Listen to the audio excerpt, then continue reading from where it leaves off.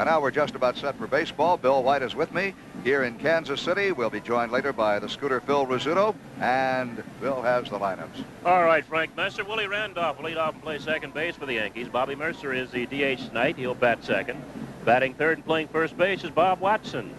In the cleanup spot, playing right field tonight, Reggie Jackson. Oscar Gamble will bat fifth. He's in left field. Rick Cerrone will catch, and he'll bat sixth. He'll be followed by Greg Nettles at third base. Batting eighth and playing shortstop for the Yankees, Bucky Dent.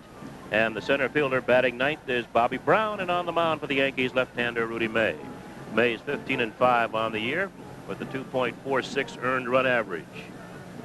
For the home team, the Kansas City Royals, Willie Wilson will lead off and play left field. UL Washington, the shortstop, will hit second. George Brett at third base will hit third. Hal McRae, the DH, will bat fourth. Batting fifth, the center fielder Amos Otis. And the right fielder, John Wathen. The first baseman, Willie Mays Aikens, will hit seventh. He'll be followed by the catcher, Darrell Porter. Frank White will bat ninth and play second base. And on the mound for the Royals, Dennis Leonard with a record of 20-11 and a 3.79 earned run average. We've got 6 umpires again here tonight. Joe Brinkman is behind the plate. Larry McCoy is at first base. Bill Haller is umpiring at second. Ken Kaiser at third base. On the left field foul line is George Maloney.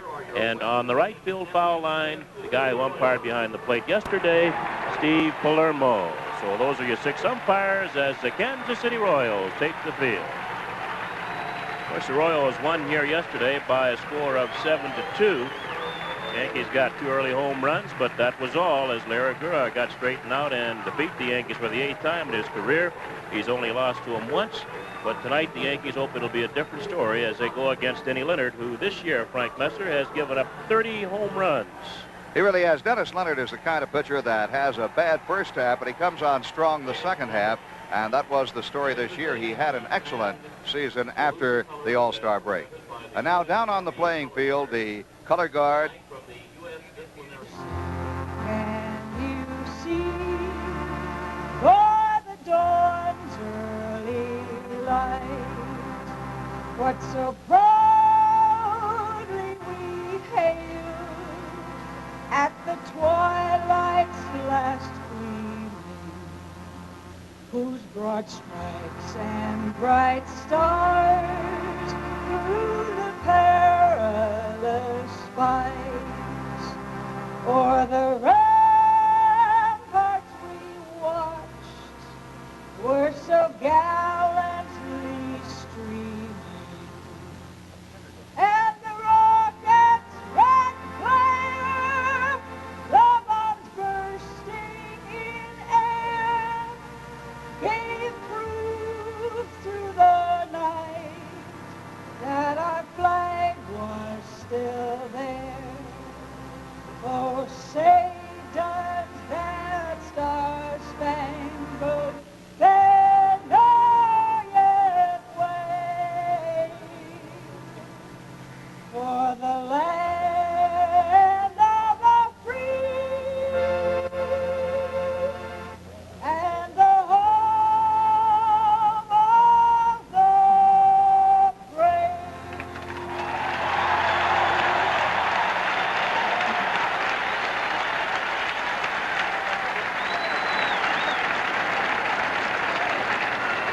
And with the singing of our national anthem by Helen O'Connell, we're just moments away from baseball. Bill White, I would have to think that whereas in yesterday's ball game, the Royals came up with a big play, the Yankees did not. The Yankees are going to have to turn it around and come up with their own big plays tonight. And we'll look at him defensively, Frank. We saw Willie Mays Aikens at first. That's just saw Frank White. Now we're over at the shortstop by UL Washington. And at third base is George Brett. The left fielder is Willie Wilson from Summit, New Jersey. And out in center field is Amos Otis. The right fielder is John Wathen. We'll get Wathen in a moment. There he is. Darrell Porter is catching. And on the mound is right-hander Denny Leonard. Here's some stats for you. The Yankees and the Royals have split 8 American League Championship Series games here at Royal Stadium. The Royals have outscored the Yankees 39-33 over those 8 games, but the teams have each won 4. And Game 2 history, if you're interested in any of that. really doesn't mean that much because each game is a history unto itself. The Royals have won 2 of the previous Game 2 encounters with the Yankees. In the 3 previous American League Championship Series between these 2 teams, neither club has won the first 2 games. So Denny Leonard with a record of 20-11 this year, 0-2 against the Yankees this year, and in League Championship Series against the Yankees, Leonard has won 1 and he has lost 3, so he is the Royal starter.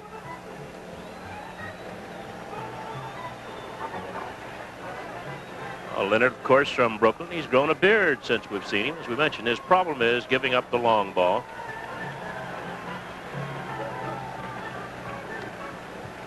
In the past, he has been the backbone of this Kansas City Royal pitching staff.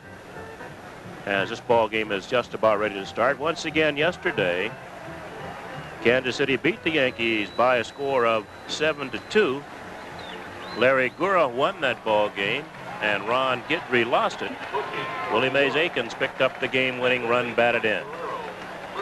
Another day, another night. Here's Willie Randolph starting it for the Yankees and starting it for the broadcast crew. Here's Frank Messer. All right, Bill White, and here we go. Randolph was 2 for 5 yesterday. He opened the game with a double, but was stranded at third base, and that was a big, big play for the Royals in keeping Randolph from scoring in the first inning after an opening double. Willie batted .294 during the regular season. And here we go. Swing and a miss, and this game is underway. Dennis Leonard, 3 times a 20-game winner for the Kansas City Royals. Brooklyn-born, attended Iona College. Willie Randolph, also Brooklyn-born. Inside, a ball, 1-1. They shade Randolph to right field. They do not feel that he will pull Dennis Leonard, and of course Randolph's power is to right center field.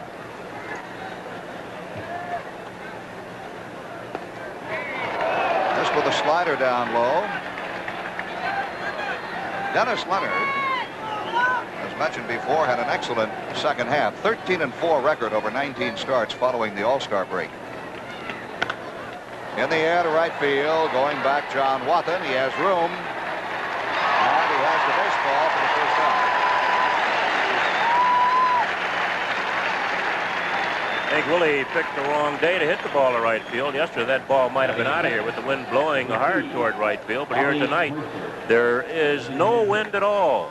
So the ball will not carry as much as it carried yesterday. And now Bobby Mercer playing in his first ever championship series game. Signed with the Yankees during the lean years. And when the fat years came around, Bobby had been traded away. Now he's back again. Perhaps his last shot at postseason glory. Takes a strike. No, Bobby doesn't think it'll be his last shot. He figures the Yankees going to do this another 2 or 3 years. The breaking ball misses, 1-1. And if he hits the way he hit the second half of the season, they might just do that. Finally got a chance to play the second half and really did an excellent job for the Yankees. He did a fine job, Bill. 1 ball, 1 strike count, 1 out. No score, just underway. Darrell Porter puts up the target. And it is hit right at the first baseman, Willie Mays Aikens, 2 out. Mercer hit the ball hard, but right at Aikens. Bob Watson will bat. Bob went 2 for 4 yesterday. Unfortunately for Watson, one of his 2 hits was not in the first inning when he could have driven in a run.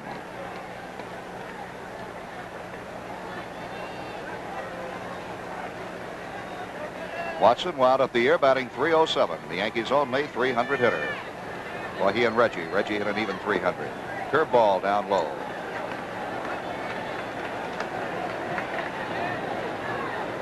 Denny Worth hit over 300 in very limited action.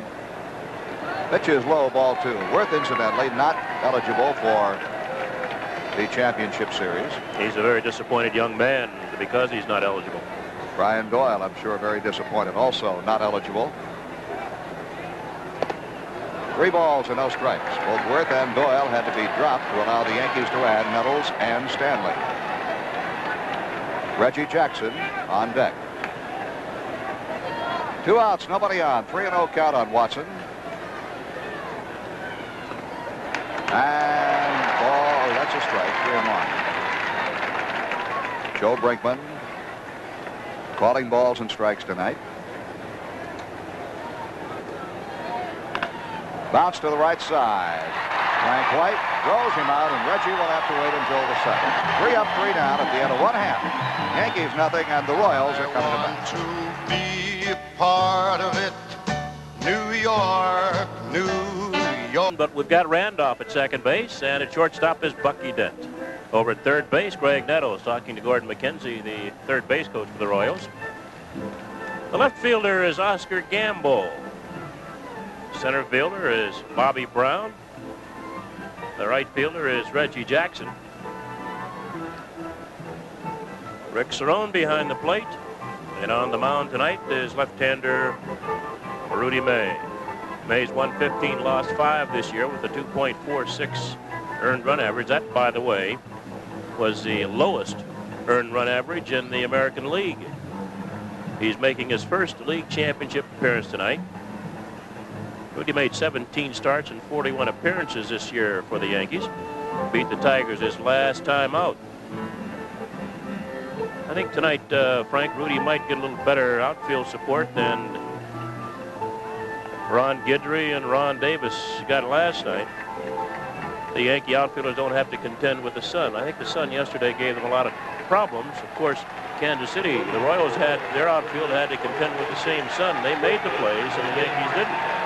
And the sunshine is not affected by the AstroTurf here, Bill.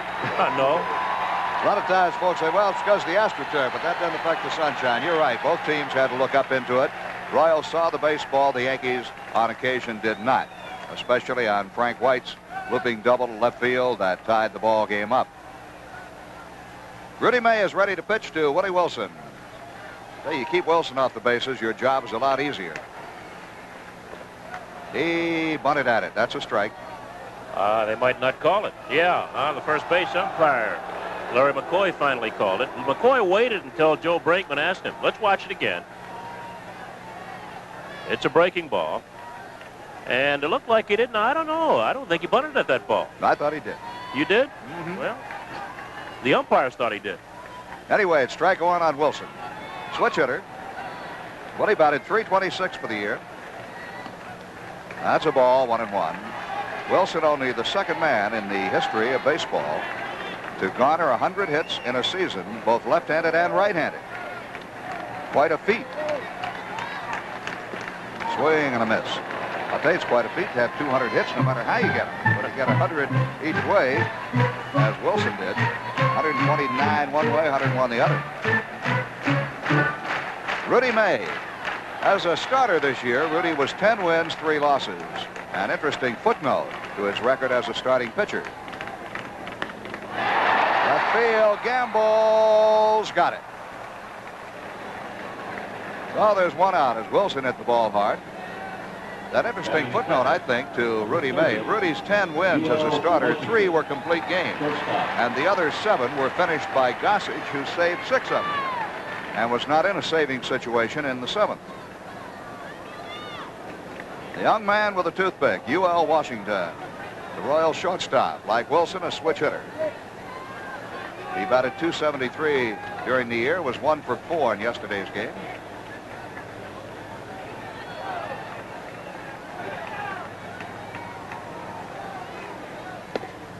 Upstairs, ball 1. Rudy started him off with a fastball.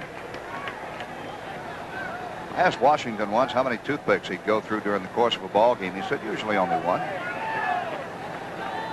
think he'd chew it up, but he just lets it lay there in his lip. Ball and a strike to him. No score here in the bottom half of the first inning.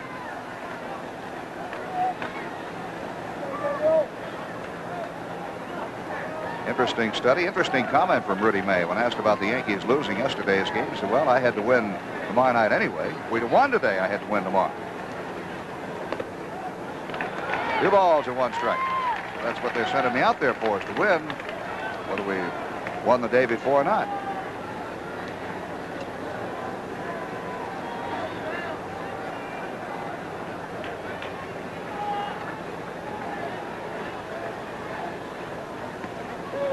Got the inside corner. 2 balls, 2 strikes.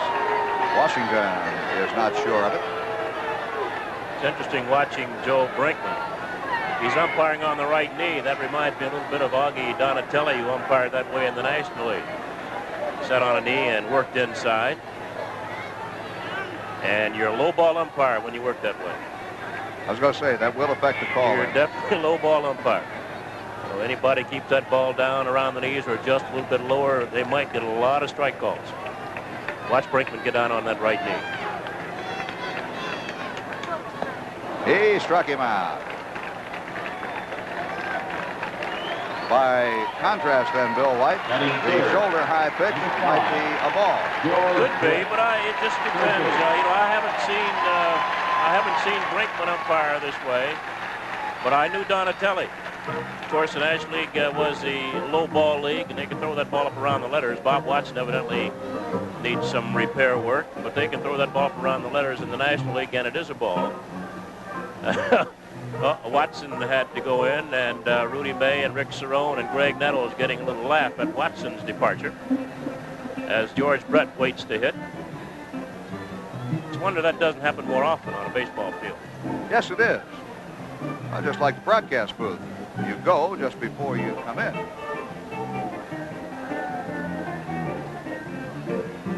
Rudy May will take the time to wipe off the eyeglasses.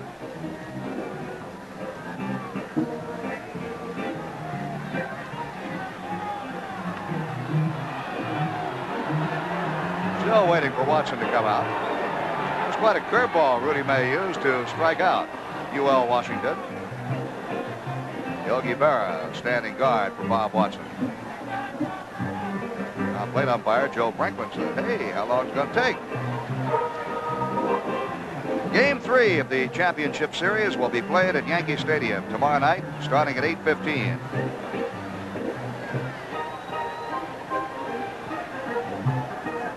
Tommy John, who won 22 games during the season, will pitch for the New York Yankees. And the Kansas City Royals are expected to come back with another left-hander, Paul Splittorff.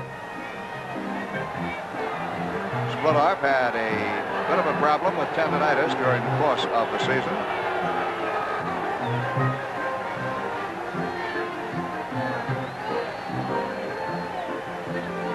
Well, Brinkman will wait for Bob Watson. Yankees and Royals will both be leaving right after this ball game in separate airplanes, of course, for the flight to New York. And here comes Bob Watson, and we're set to go again.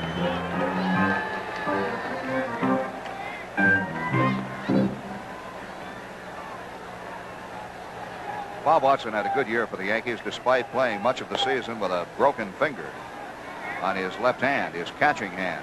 Every time he made an awkward catch over at first base, that it really brought tears to his eyes. It hurt so bad. It hurt him to grip the bat properly. And speaking of guys who were hurt during the year, George Brett missed a lot of action because of injury. But he still batted .390. Had a couple of hits yesterday, a double and a home run.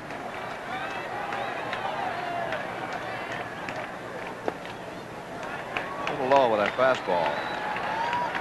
Yankee plan on Brett was to try to keep the pitch away from him, not let him pull the ball. He had a good pitcher's pitch for his home run yesterday. It looked like he went down, got a pitch low and away from him from Ron Davis. 1 ball, 1 strike. And he hit it over the left center field wall. Brett likes to stand deep in the batter's box.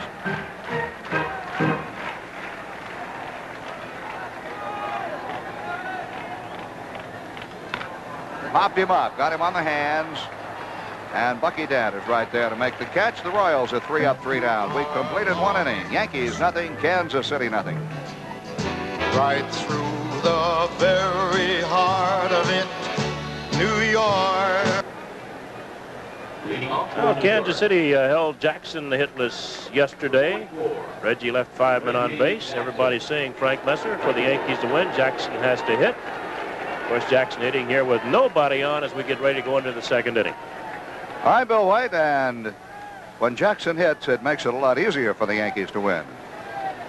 As you said, he left 5 men on base yesterday, 4 of them in scoring position, either at 2nd or 3rd.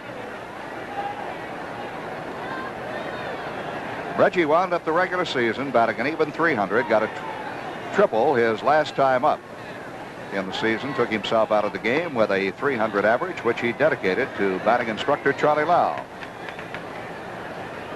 He has hit safely in 13 of his last 15 postseason games, so he usually does well in postseason play. Ball and a strike. There's that low pitch. You know, there's that low pitch we're talking about. He's going to call it down. Well, now the players have to know that. You know it. They've got to know it. Well, they don't necessarily have to know it. This is the first time I've seen Brinkman umpire like that. It's just a result of getting down on that knee. That strike zone's going to lower. Well, I'm sure that down there that somebody's going to tell him, hey, you got to swing at that pitch a little bit low. You know, sometimes we can see things up here that they don't see down there, Frank. They're looking at the dugout and actually looking up at play. That's a good thought. 2-1 delivery. Good. Well, they have the spotters to set the defense up on this level. Maybe one of them could. Well, like they're that. only looking at defense. You're not looking at offense. They, even up here, sometimes you can see pitching patterns that hitters sometimes aren't aware of. As we look at the setup for Jackson, it's more or less straight away with Otis shaded a bit toward right center. 2-ball, 2-strike pitch. Fastball back up the middle and base hit. UL Washington could not get to it, and Jackson has his first hit of the series. The Yankees have the leadoff man on. 17, Oscar Gamble, left field. And the batter will be Oscar Gamble. And here's Jackson. Got that ball right over the plate, drove it straight back up the middle. Nobody's there. If you can hit that ball up in there, you're going to hit 300. That's Harry Walker's theory of hitting. Hit it right back at the pitcher. What do you think about that theory? Well, he's made some pretty good hitters. Omar Moreno worked with him, worked with Miguel Delaney over the winter. You see what Delaney finished up, 340. Oscar Gamble batting for the first time in the series. Hit .278 for the year. And he takes a ball. I asked Gamble before the game if he thought he would see some pretty good pitches to hit tonight. I thought that in a key situation, and the right-hander on the mound, he might pitch around Jackson a little bit. Gamble said, I hope so. Ooh, Reggie was almost picked up. Almost caught him. Almost caught him. That's, I think, a little bit of lack of concentration.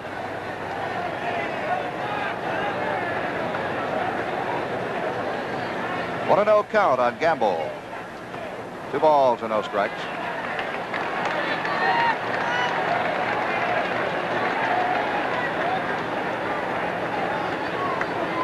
Sometimes it pays to hit behind the big hitter on the club.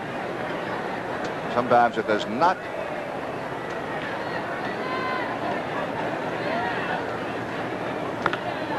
Drive to deep center field, and Otis looked the wrong way, but he caught up with it. Otis did not get officially back in that ball, but he outran it.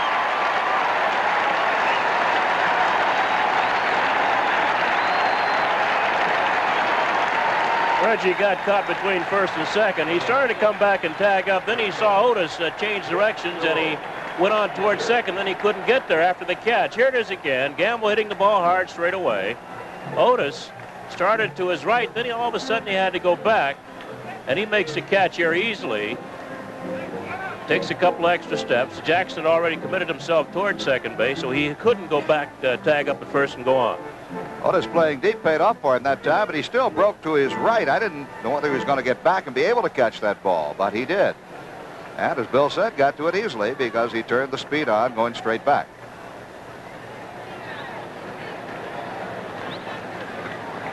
Rick Cerone, 1 for 4 yesterday. Homered his first time up in a championship series game.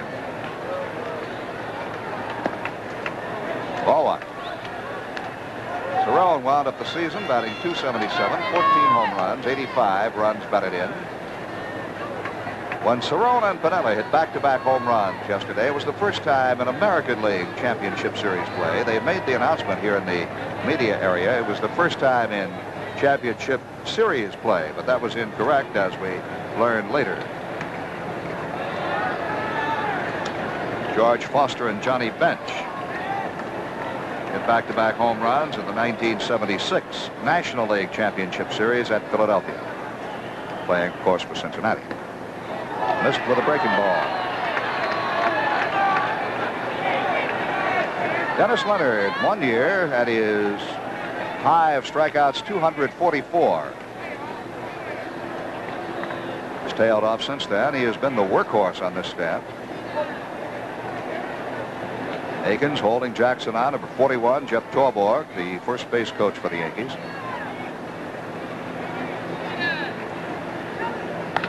Line to left field, that'll be a base hit. Willie Wilson had to play the ball on a bounce. The ball was hit too low and too hard for Wilson.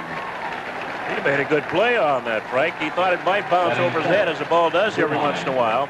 And he simply had to keep his body in front of the ball and made a good play. Let's watch it again. That ball is right on the inside corner and thrown as quick inside. Watch this ball. Watch this play by Wilson. Right there and smothers the ball. Well, the Yankees may have something going now. Runners first and second, one out. And the batter, Greg Nettles. Greg did not play yesterday with the left-handed pitching, but he is playing third base as Aurelio Rodriguez sits down his game. Third ball for a strike. I think Nettles is going to see a lot of breaking balls. Greg had trouble with the breaking ball when he was playing every day, and he was healthy. And he's missed a lot of time, and the breaking ball is when you have the most trouble with when you come back after a long layoff. I'd like to see Greg try to take it to left field rather than try to pull it. They curve him away like that. Now low and away. That's just a waste pitch. He's letting him see the fastball, but he's not going to let him hit it. And he'll come back. When he wants him to swing the bat, he'll come back with the breaking ball. Either the straight change, if he has one, or the slider, or the curveball. The public relations director for the Kansas City Royals is named Dean Vogelaar, a very nice young man. I asked Dennis Leonard why he grew the beard, who he was hiding from. He said, I was tired of being called Dean Vogelaar. There's a remarkable resemblance between the two of them.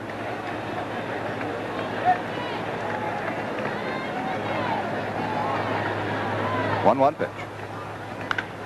High pop out in a shallow center field. Wilson and Otis both there. It'll be Otis who puts it away. And there are two out.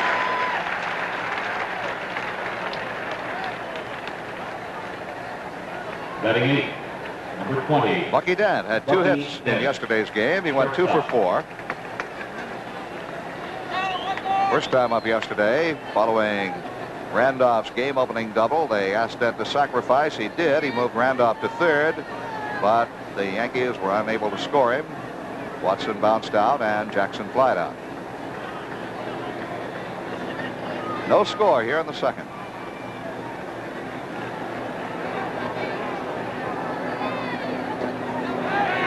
Their ball is over, just about knee-high.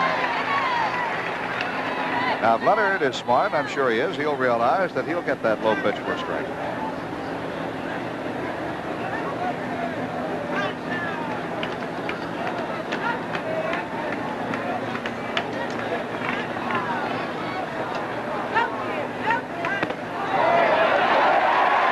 Back with a fastball for a strike, and it's 0-2 at the inside part of the plate.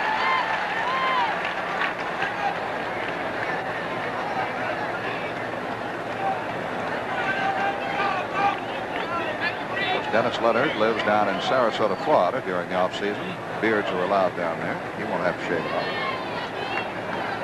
2 on with 2 gone. Jackson at second, Cerrone at first. And now the spotlight on Bucky Dent.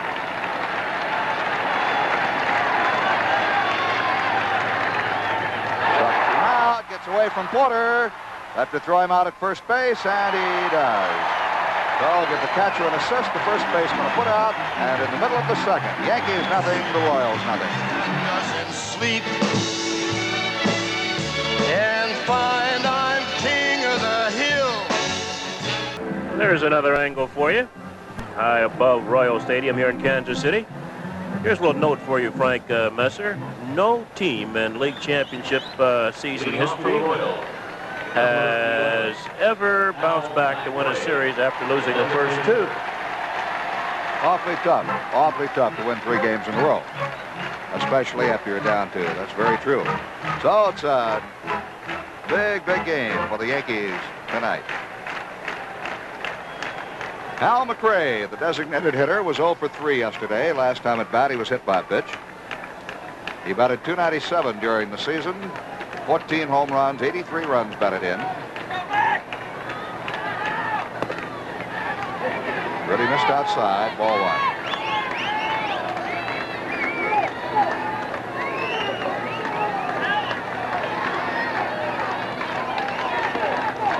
Two balls and no strikes. Rudy had an amazing walk-strikeout ratio during the season. He walked only 39, and he struck out 133. Good breaking ball. Well, he went after a bad pitch then. McRae wanted to hit that ball out of here and went after a bad pitch.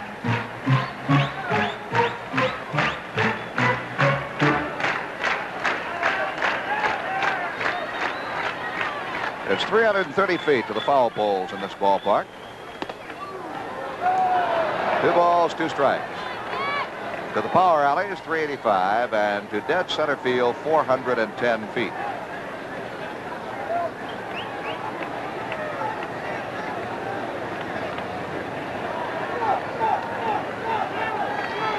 McRae a bit upset. Ball players are funny, Frank. You know, we'll swing at a bad pitch, and then the umpire will call one that's better than the one we swing at. We get upset.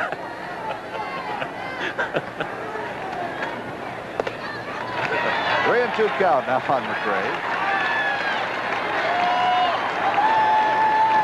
Same thing will happen when you swing through the 3rd pitch, and after arguing with the umpire, maybe on a couple of previous pitches, you'll turn around and ask him, was it a good pitch? Yeah. Well, I think the other you talk about is frustration a little bit. Well, that is. 3-2. Out of play. This game of mine, Bill White, I think it's a very interesting little note. The Yankees took first place in the Eastern Division, as you look at the on-deck hitter, Amos Otis, on May 14th. And just by coincidence, the Yankees took first place May 14th, held it the rest of the year. May 14th is the birthday of Yankee manager Dick Howser. Ball 4, and May is on. Well, May gives up his first walk. The Royals have their first base runner, and we'll see how they play it with Amos Otis.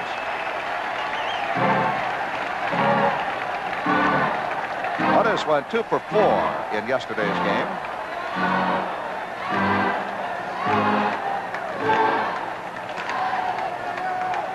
Amos missed about half the 1980 season with spring training injury. He wound up batting .251, 10 home runs, 53 runs batted in. And we saw Kansas City gamble on the base paths yesterday. Paid off for him once. They just don't seem to think a pitcher will throw the first base more than twice.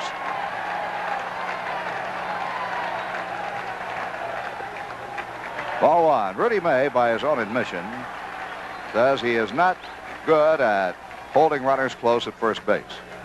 Rudy feels he does not have a good pickoff move.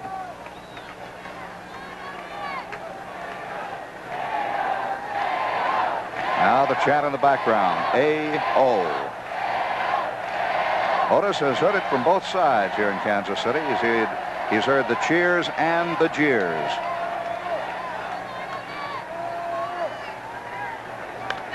Runner going, and a high foul pop off the right side. Watson will be stopped by the railing. 1 ball, 1 strike.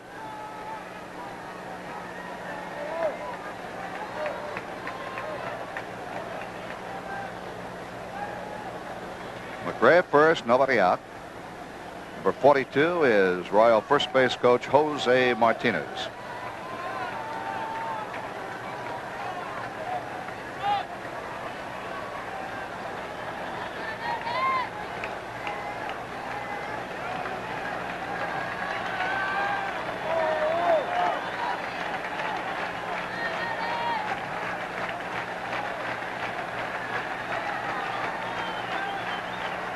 Now Rudy throws over there. McRae was picked off first base in yesterday's game by Ron Davis after Davis put him on, hitting him with a pitch.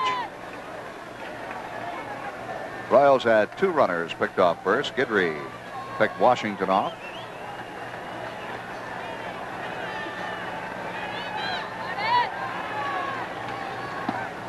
Ball and 2 strikes.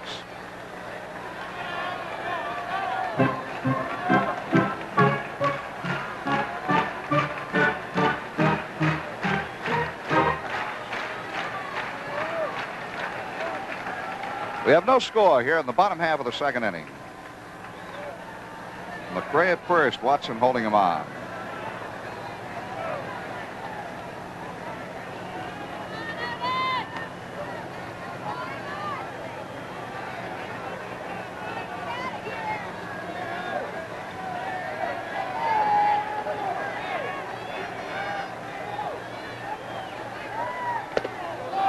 He did not stop the swing, and Rudy May has his second strikeout.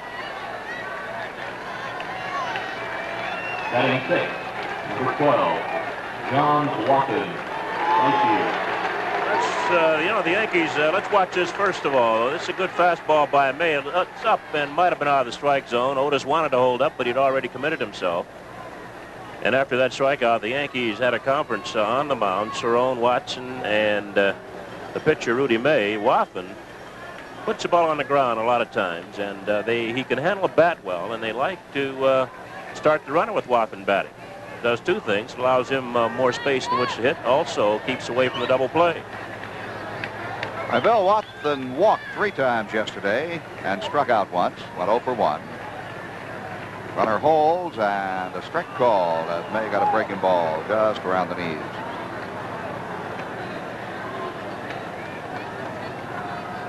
Watson had a good year. He batted .305. 6 home runs, 58 runs batted in. Gets a sign from third base coach Gordy McKenzie. 1 strike count on Watson.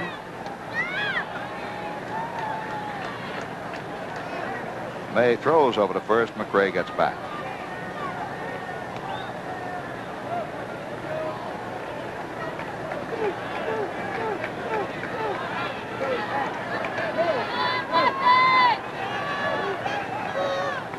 Ooh, he almost threw it away.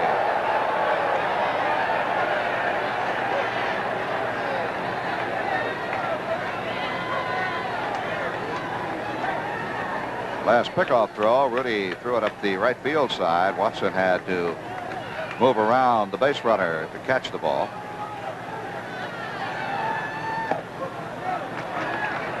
One ball, 1 strike.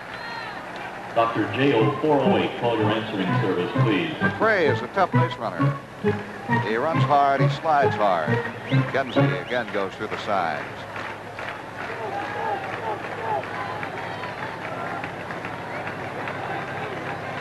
No score here in the bottom half of the second. 1 out, 1 on, a ball and a strike on Watson. 2 balls and 1 strike.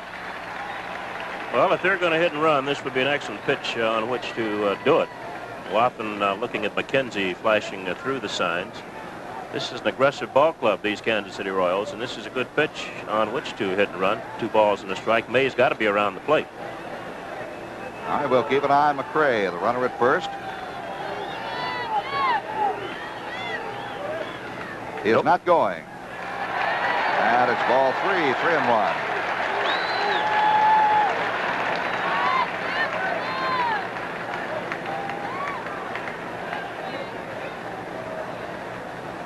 The signs look very mysterious. They really are not. You just have to know the key. Of course, they're mysterious to me. Sometimes they're mysterious for the players. Runner holds, and a pop-up foul off the right side. Will Watson have room? He might. He does. He makes the catch. He was lucky there, Frank. He was in the photo section instead of the stands. And the photographers made way for Watson. Willie Aikens. Of course, if one of the photographers would have interfered with him, I'm sure he would have been taken out of the ballpark. Let's watch it again. Here's Watson going on. That little temporary section there is the photographer section. And they, of course, did not interfere with Watson. Had that ball been in the seats, I'm sure that some of the Royal fans would have tried to make the catch. But the thing that puzzles me, or amazes me a little bit, Frank, is that none of the Royals started. Fry didn't start his first base runner. That's McRae at all during that series. Willie Mays Aikens, the batter, had a hit yesterday. It was a big one. It drove in 2 runs, broke a 2-2 deadlock.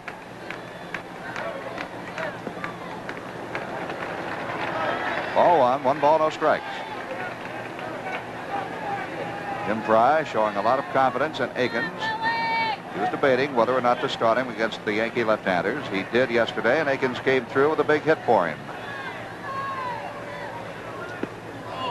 Now he gets the breaking ball over, 1-1.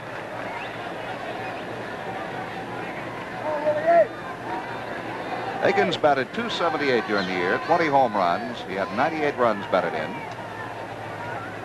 He is strong. He's been hampered by a bad knee after surgery. Does not run that well. Runner goes. Aikens takes. Throw to second base. Should have him. He's out. He's out. McRae is tagged out by Dent to retire the side. So at the end of 2 innings, it's the Yankees nothing and the Royals nothing. Are melting away. I'll make a brand new start of it. Let's watch the play. Cerrone throwing out McRae here.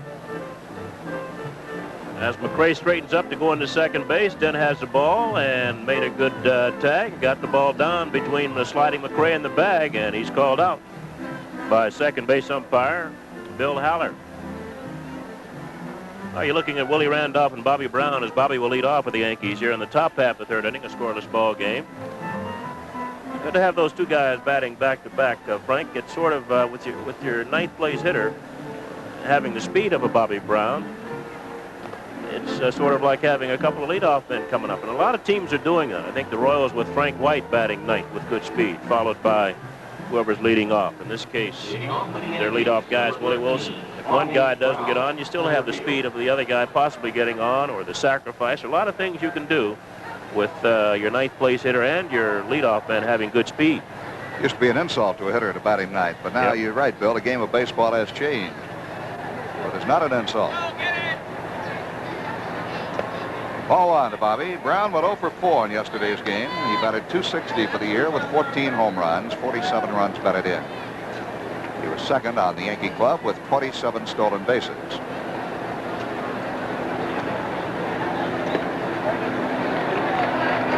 Bobby likes it better the other way. He likes Randolph to bat first, and he comes up. Yeah. Well, he sees more fastballs that way. Right. Leonard's behind the count. 2 balls and no strikes. And he ripped that pitch, but he did not find it. The whole quarter doesn't mind some guy with his hands on his back, because if you'll watch Brinkman, he puts both hands on the back of the catcher, Darrell Porter, as they both get set. I've had mail from viewers wondering if that does not upset a catcher. Some catchers tell, don't do it. Keep your hands off me. Yeah. They don't like to have anybody back. They feel a little bit, well, they just don't like it, that's all. I think it would bother me.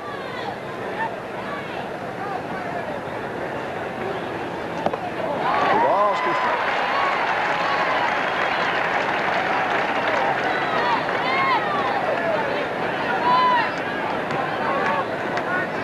Yankee brain trust, Clyde King, Yogi Berra, Dick Hauser, Nick Priori, the Yankee equipment man, the Yankee jacket on.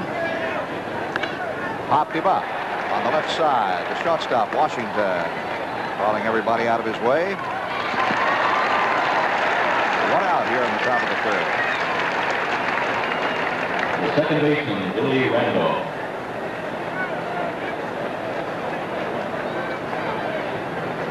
Now the Yankees go back to the top of the order. Willie Randolph flied to right field. Hit the ball well, but Wathan ran it down in fairly deep right field in the 1st inning.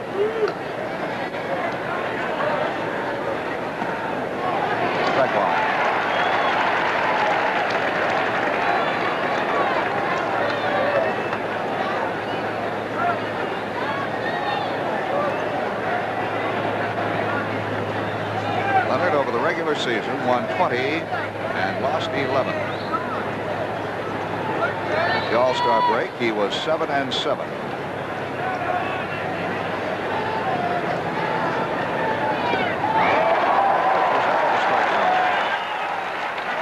Ed Randolph chased one of those his first time out.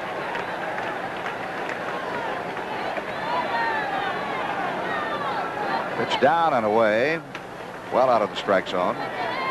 No ball, 2-strike count. And he struck him out. Stayed with the same pitch. Well, you don't often see Randolph swinging a pitch like that far out of the strike zone. Once in a while, Willie will take a called third strike. His timing obviously off against Leonard.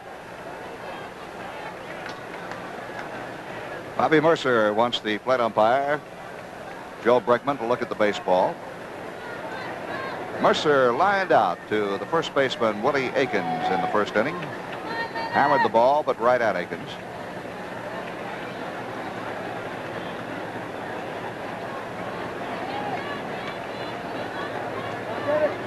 Bobby said, yes, it was frustrating to pick up the paper all those years, see the Yankees in the World Series.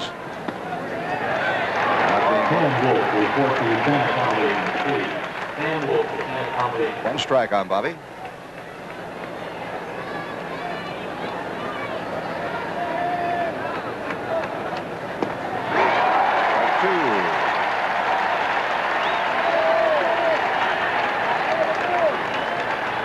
A lot of Mercer's folks are here in from Oklahoma for this series.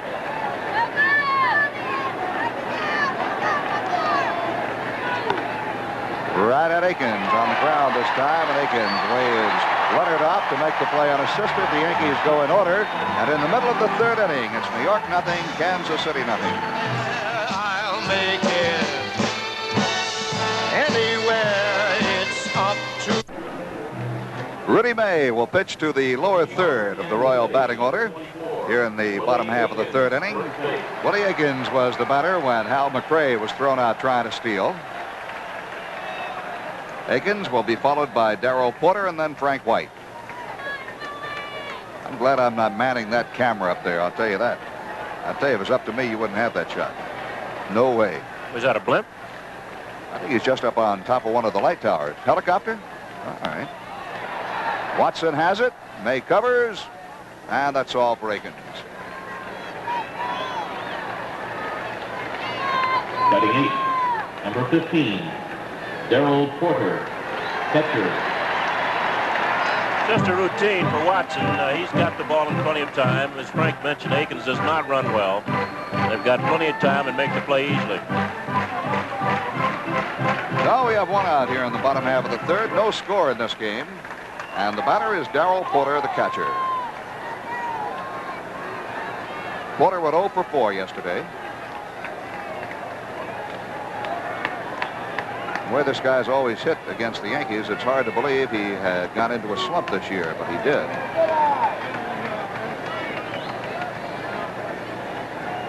One ball, no strikes.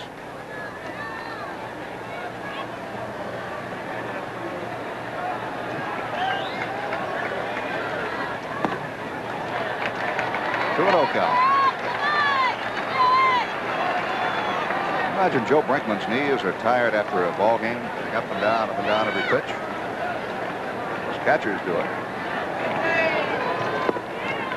At the plate, put downstairs, ball 3.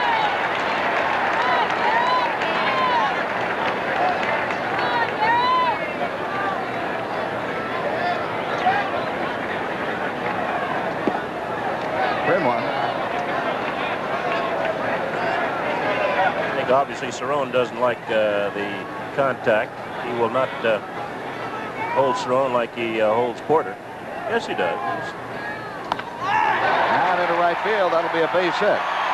Jackson plays it on one bounce, and Porter is on with a leadoff single, rather with a one-out single, the first hit of the ball game for Kansas City.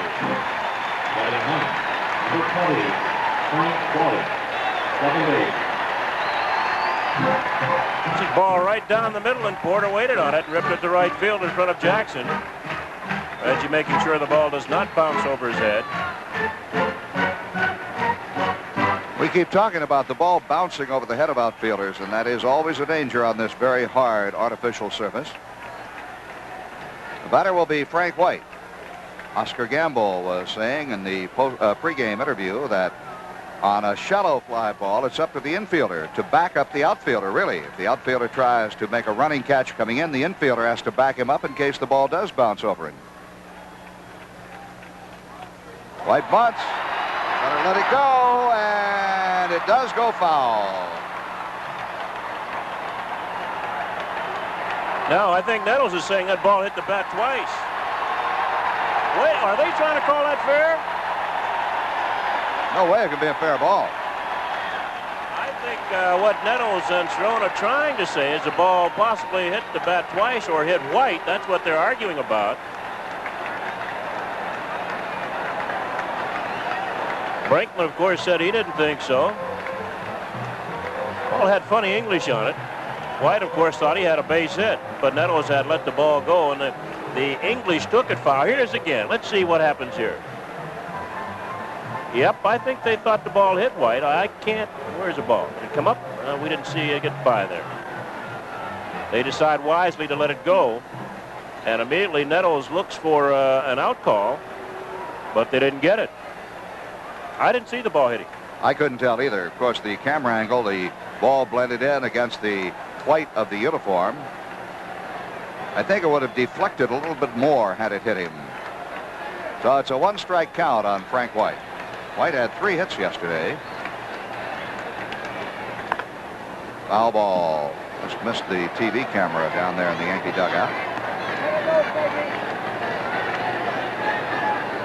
No ball, 2-strike count on Frank White. White batted .264 during the season. He was 3 for 4 yesterday. Got a looping double into left field that drove in the tying runs for the Royals in the 2nd inning. Water at first. There's 1 out.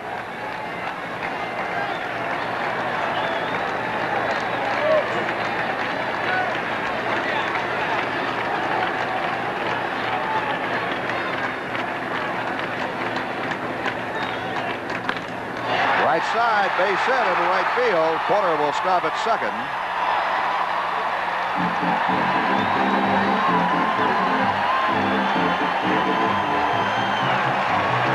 Well, they haven't been able to handle Frank White in this series so far. That's his 4th base hit. And let's watch it again. That ball is out over the plate, and White just goes that way. It's up and out over the plate. And here's another angle. No way Randolph can get to the baseball. Porter had to hold at second base. So with 1 out, the Royals have a threat going. Top of the batting order coming up, Willie Wilson.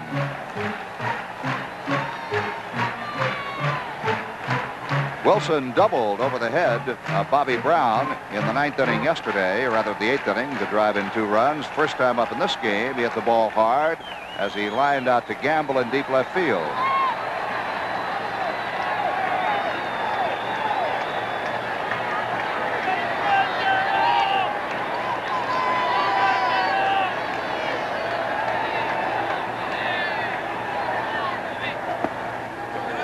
Breckwan got the inside corner. No score in this game, but the Royals have a threat. Runners first and second, only 1 out. The lead runner at second base, Darrell Porter. Frank White at first.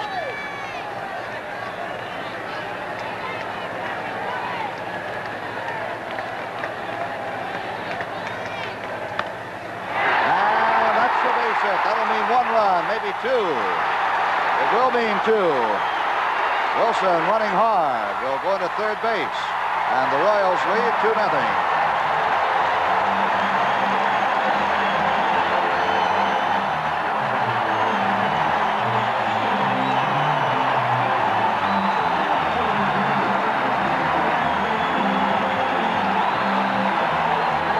And here it is again. Wilson, like White, going the other way. That ball's a little bit inside. He swung inside out and sliced that ball past Watson down the right field line. 2-run score. Wilson ends up at third base.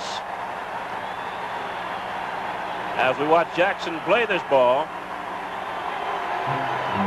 And Stan Williams, the Yankee pitching coach, is now going out to the mound as the Yankees get a right-hander up in their bullpen. And from here, it looks a bit like Doug Berg throwing in the Yankee bullpen. So the Royals have taken a 2-0 lead here in the bottom half of the third inning as Doug Bird starts to throw.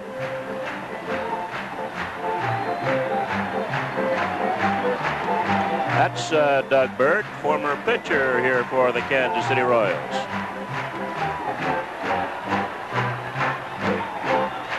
Now, Frank, the Yankees will have to bring their infield in.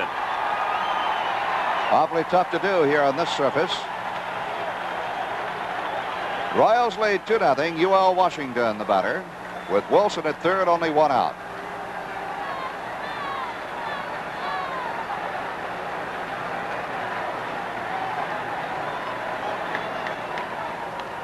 Foul back and out of play.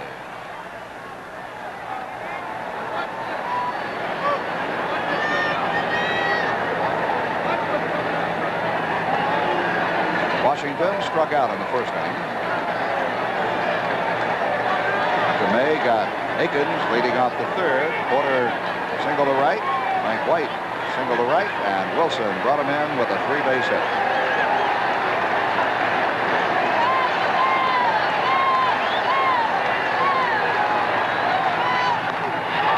That will get the run in. And it's going to be extra bases off the top of the wall. Washington will stop at second base with a double, and the Royals lead 3-0.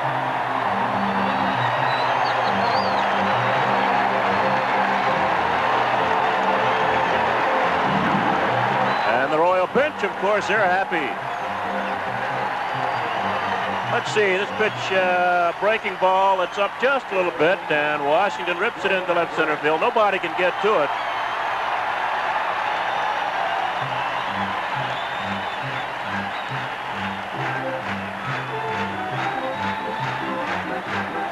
And it's 3-0 Royals here in the third inning. The ball bounced off the top of the padding on the wall. The wall out there is 12 feet high. The padding goes up about 10 feet. It was not close to bouncing over, which would have meant no difference one way or the other. And George Brett, the batter. Brett popped up. His first time at bat. Washington at second. The Royals lead 3-0 and still only one out.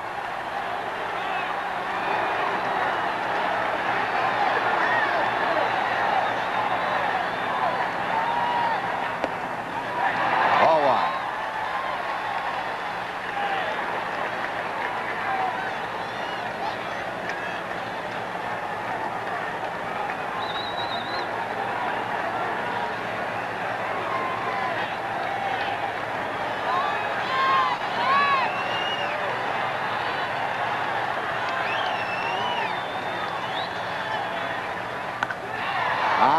Pop-up out behind second. Bobby Brown coming in from center field. And there are two out. Washington stays at second. Report to the fan accommodations room, please. Larry Breacher to the fan accommodations room. Two outs, Washington at second, and the batter will be Hal The designated McRae. hitter, Hal McRae walked leading off the second inning, and then was thrown out trying to steal second. The Royals lead 3-0. 4 consecutive hits here in the third inning. Singles by Porter and White, a triple by Wilson, and a double by Washington.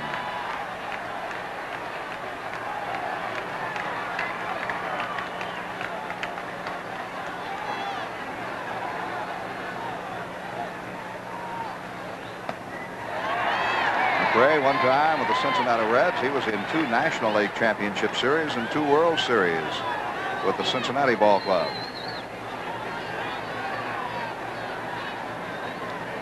Very glum Yankee bench in the background.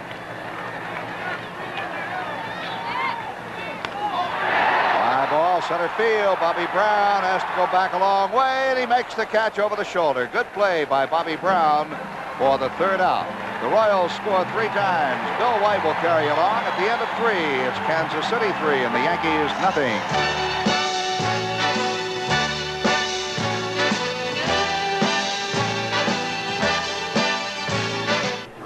That the end of 3 here in Kansas City, the Royals lead the Yankees 3-0. They have 3 runs on 4 hits. They've played airless baseball. The Yankees no runs on 2 base hits off Dennis Eckersley.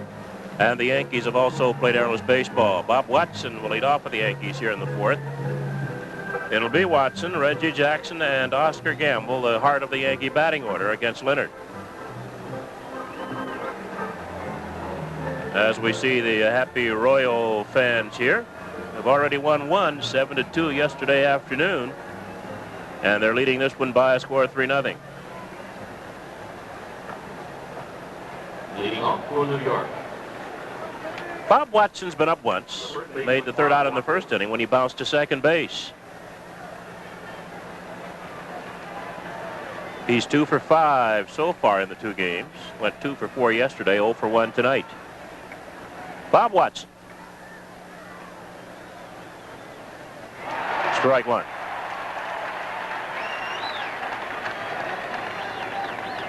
On the year, Watson batted .307. Watson, Jackson, and Dennis Worth, the 3 Yankees who ended up over 300. Jackson hitting an even .300. Strike 2 on Watson.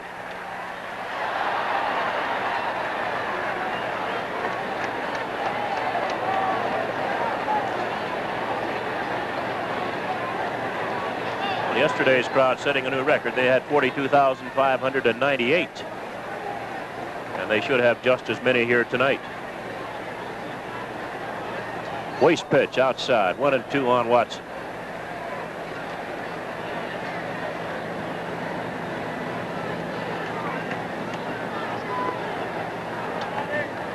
Leonard, lifetime against the Yankees, has won 5, lost 5, but in American Championship Series play, the Yankees have beaten him 3 out of 4 times, but he's leading 3-0 here. Leonard's problem most of the year, giving up the long ball.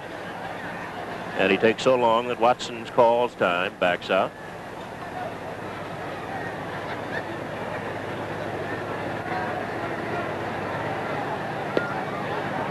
Two and 2, slider missing. On deck is Reggie Jackson. Jackson picked up his first series hit last time up. And a right one, the run is Watson and makes the catch. Now the Royals playing inspired baseball, Bill. I tell you, Bill, and Watson's got deceiving speed. He's got those long strides and does an excellent job no matter where they put him. This was not an easy chance. Tailing away from him makes a beautiful play. Oh, there's one away as we got another look at Watson making the catch in right. Here's Jackson, bounced a single up the middle his last time up. He's now 1 for 5 in the series.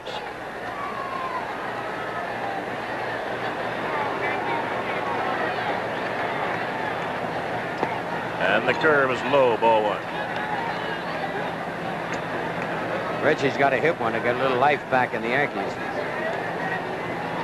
Well, he's hit safely in 14 of his last 16 postseason games. It's high, 2-0.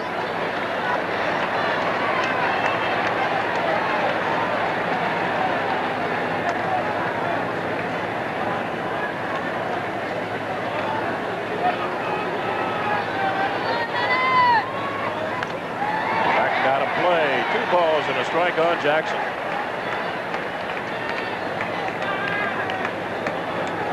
Leonard is an excellent pitcher. His ball really moves.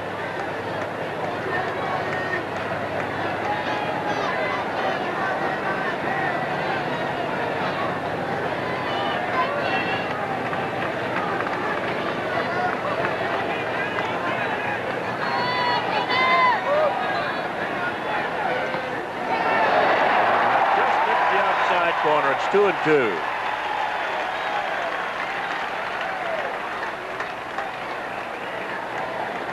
That's a battle, Leonard against Jackson. The count 2 balls, 2 strikes with 1 out, nobody out in the 4th inning. And the Royals leading 3-0.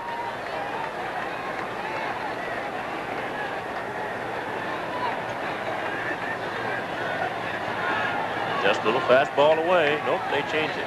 He wants a slider and throw it in. And they got him.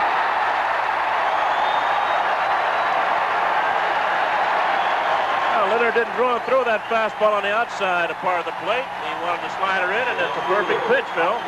Yeah, Reggie looking for that ball away, and it broke down and in. Tough pitch to handle. So Leonard picks up his third strikeout. There are 2 outs. And the Yankee batter is Oscar Gamble, who flied to center field in the second inning. Gamble is 0 for 1. He did not play yesterday. That was a big play in this ball game. Otis made a fine running backhand leap to get Gamble's ball in between the singles by Jackson and Cerrone. I think Jackson's a bit upset with home plate umpire Joe Brinkman.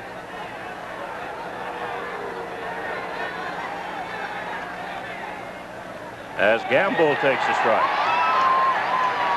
Brinkman is the only umpire I know who calls balls and strikes from one knee. You know, he gets a pretty good look at that low pitch. Remember Augie Donatelli? The old National League umpire. No, not too much. No? He did the same thing? Yep. I remember the name, but... Augie Donatelli. He's retired now. 1-1. And you're right. When you do that, you're a low ball umpire.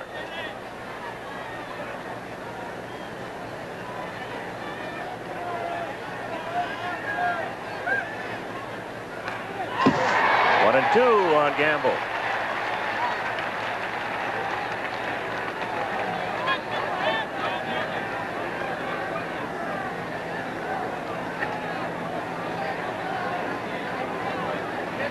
Somewhere along the line, Scooter, the Yankees are going to have to get into the Royal bullpen. They're going to have to make them use that Quisenberry.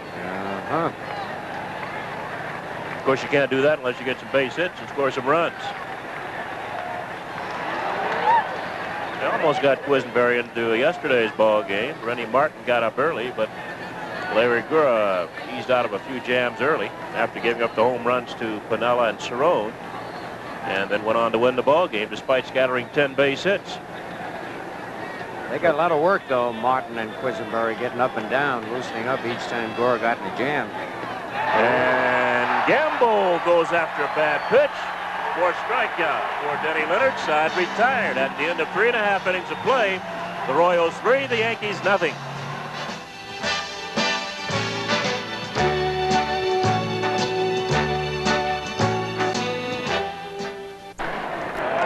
All right, we're ready to go. It'll be Otis, Wathan, and Akins to face Rudy May. Leading off for the Royals. And the Royals leading 3-0. Damon Otis.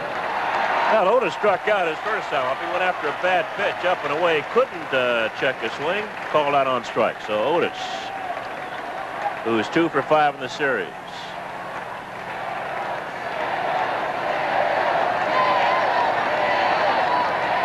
And he fakes a bunt, takes a strike.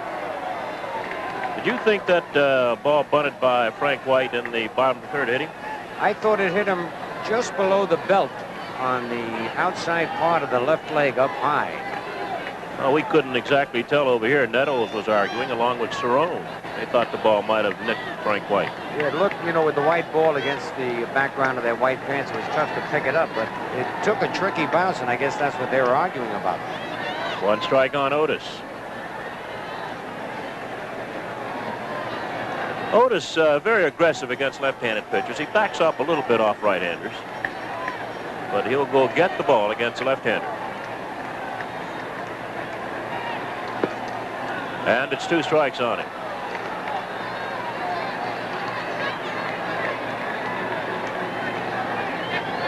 He missed a lot of the early season, got hit on the hand, broke his hand, batting against the pitching machine. All right, that was a weird accident.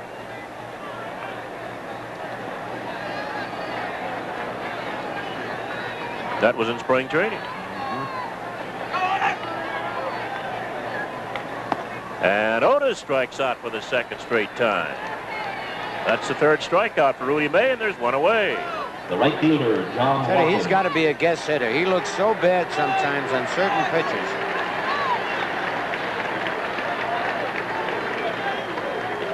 And so good other times. Well, here's John Wathan, who fouled out in the 2nd inning. He's 0 for 1. Wathan walked 3 times yesterday. Had 1 official time at bat, so he's 0 for 2 in the series so far. And he takes high, ball 1. Wathan made that fine catch in right field. Bob Watson. the top of this inning.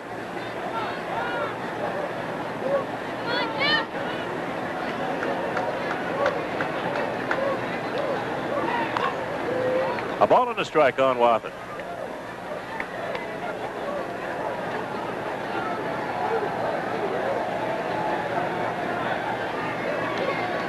Ball would be home tomorrow, Scooter. Yep. Yankees will be looking forward to that. Even more so if they can come back and win this ball game. Greg Nettles at third. In plenty of time, 2 outs. Yeah, Greg looks the same, very smooth. Takes that easy throw. Boy, it's got to be a big thrill for him. Whoever thought he'd be able to come back after that bout with hepatitis? I didn't. I sure didn't. I don't think the doctors did either.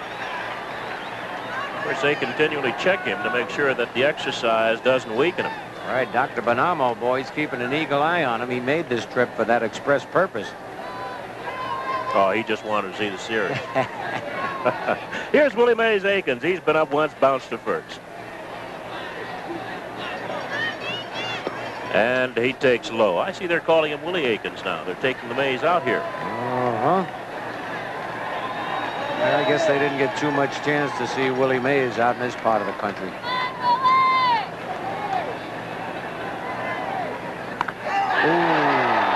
That's going to hook foul. Aikens obviously looking for that curveball and stayed with it. Look at Aikens. He can't believe it. That's got to be the longest ball he's ever hit. Man, did he hit that. And that was a curveball. Had to be looking for it because he doesn't handle curves well from left-handed. That's right. We'll watch it again. Watch that right leg cock there and turn loose. Oh, man, he really, that's the best swing he's had against it. Look at that follow through, and he watched it. That went better than 2/3 of the way back in the bleachers. Well, they count 1 ball, 1 strike on Willie Aikens. 2 outs, nobody on. The Royals are leading 3-0 in the bottom half of the 4th inning.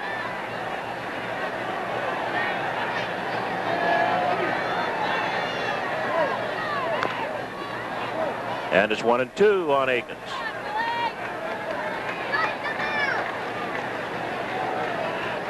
Let's see. California sent Aikens here for Al Cowens, right? Uh-huh. So that had to be a pretty good deal for the Kansas City Royals. Sure, because Cowens now with Detroit. Whoa, look at that. Cerrone started for the dugout in May. Rudy a little upset with that call. 2-2 on Aikens. On the other hand, Cowens went to Detroit for big first baseman. And he really helped the Angels, you're right. Jason Thompson. Oh, California might not rue that deal too much. Although they don't know where to play Carew if they use Thompson. Yeah. Special left-handers pitch. Understand Thompson could be had in a trade. I also understand that Grapevine has Fregosi will be back as skipper of the California Angels. Yes, I heard that tonight. This should be easy for Watson, and it is. That'll retire the side. 3 up, 3 down at the end of 4. Royals lead the Yankees 3-0. I want to be a part of it. New York, New York. Well, that's how it looks from a view from the helicopter. Flying high above Royal Stadium here in Kansas City. Another sellout crowd. And Royal fans very happy they lead 3-0. But Rick Cerrone swinging a hot bat. I had a home run yesterday, a single, his first time up tonight. And hitting the ball hard. Got to get something started for the Yankees. We go into the top of the 5th inning, William. All right, Scooter. Royals lead 3-0. 3 runs, 4 hits for Kansas City. No runs, 2 base hits for the Yankees. Cerrone has one of those base hits. As Phil mentioned, a single his last time up. The other base hit, Reggie Jackson single. They got both those base hits in the 2nd inning, but did not score. And Leonard has tightened up a bit. He has struck out 4 so far. And hasn't walked anybody.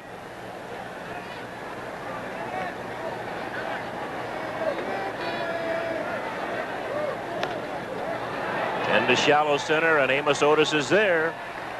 And there's one away.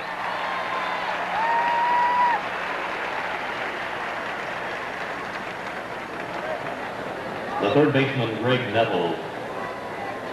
Leonard has now retired 9 in a row. Cerrone got the last base hit in the second inning. Greg Nettles flied to center field in the second inning. Well, I tell you, he just missed a home run, Bill, by a fraction of an inch. Just got under that ball. Towering fly hit to center.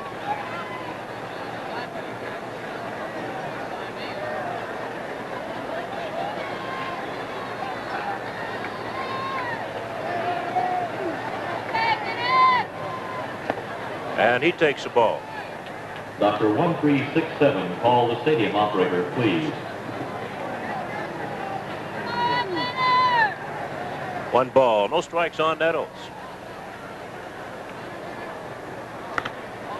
And that's deep to right. Let's see Waffen back there. And he does not make the catch. Nettles will go at least for 3. And they might wave him on. They're going to wave Nettles on. A throw, and he is saved. Holy cow, and inside the park home run. Come on, help him into the dugout. Dr. Bonamo's going to have to get down there. I think Greg was hoping they'd stop him at third, but Ferraro could see that he had an excellent chance for an inside the parker.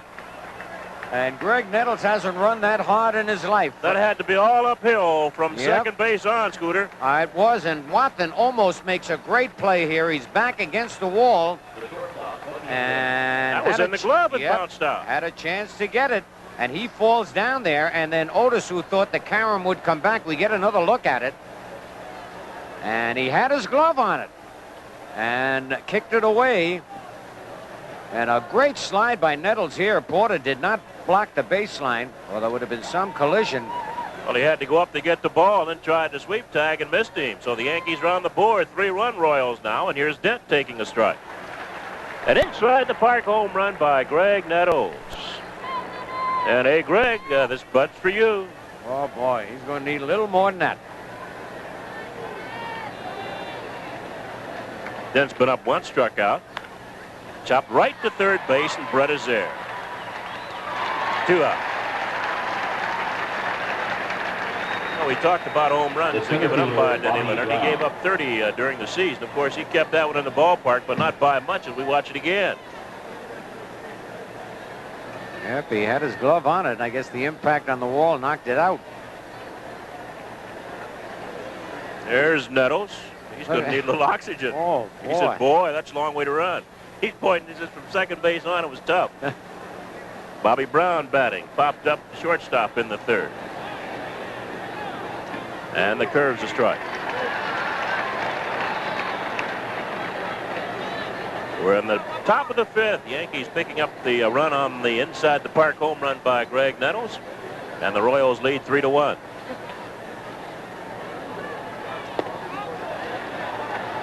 One and one. That seems to be Leonard's best pitch. That hard slider breaking down and in on left-handers, down and away from right-handers. George Steinbrenner, first time he smiled in the series. 2-1.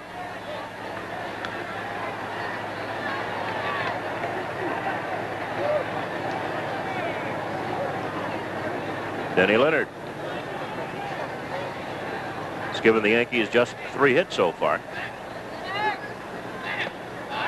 2 balls, 2 strikes on Brown. Rudy Mays only given up 4 base hits, but the Royals lead 3-1.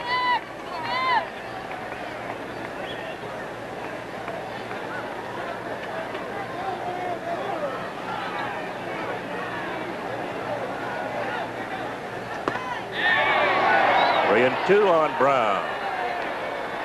Leonard wanted that one.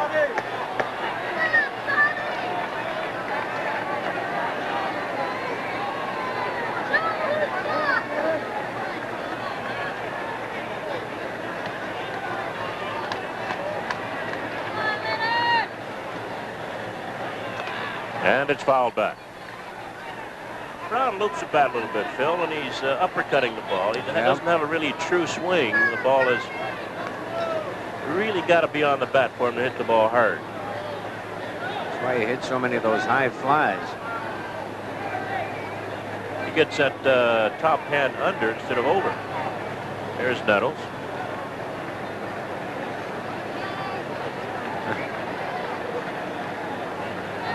That's got to be his first inside the park home run.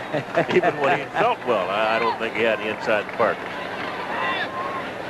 And Bobby Brown walks. Oh, this might be interesting here. Brown, 27 stolen bases on the year, is on at first base with 2 outs. Boy, that move, though, Dennis Lennon, close to a balk move. He is tough to get that lead on. Now here's Randolph, who struck out his last time up after flying to right field in the first.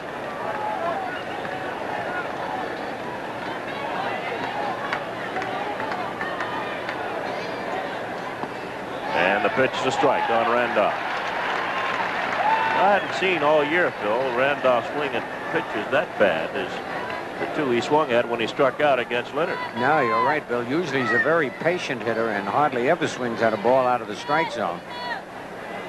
Every once in a while he'll be called out on a pitch, but he doesn't usually go after a bad pitch. 1 strike on Randolph.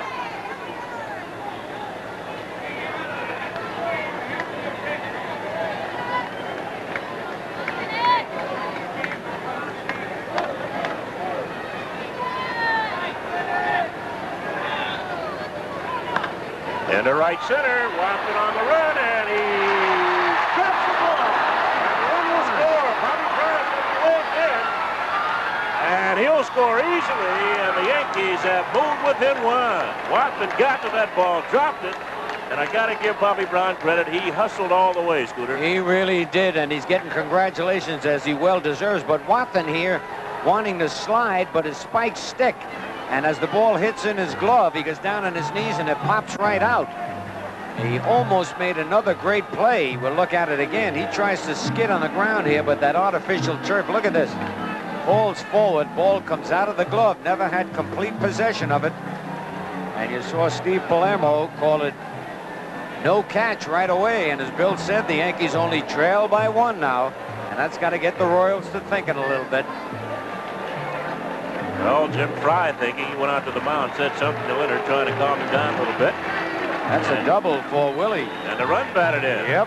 Royals now lead 3-2. Base hits all even at 4 apiece. Tying run down at second. As Rennie Martin is up again throwing. Also got a left-hander out there throwing along with Martin. That's probably Ken Brett, George's brother. Uh-huh. 2 base hit for Willie Randolph and a run batted in. Here's Mercer, 0 for 2, line to first, bounce to first.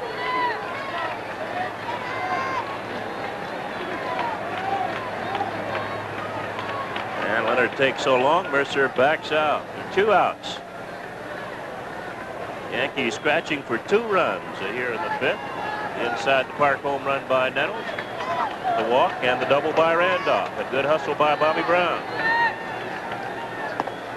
And Mercer takes outside, ball 1.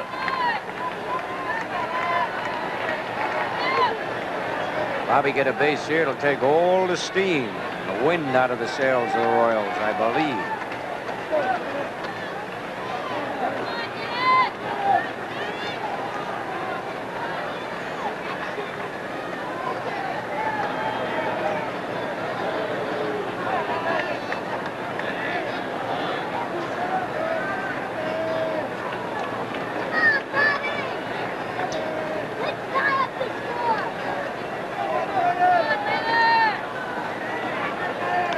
And that's back and out of play. Strike 1 on Mercer.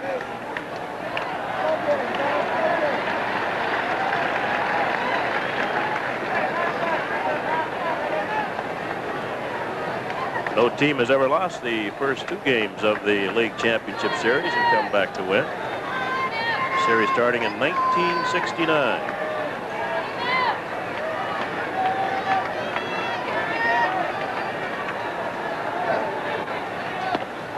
That's a good pitch on the outside corner. 1 ball and 2 strikes on Mercer.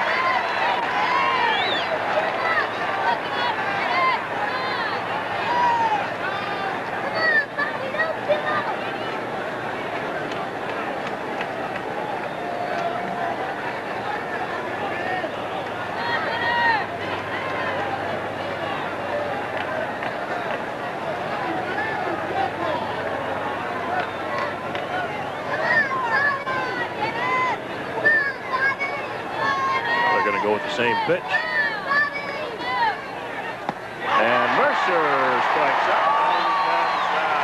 Yankees scored twice on 2 base hits, 1 man left on base. We're going to the bottom of the 5th. Royals 3, Yankees 2. New York,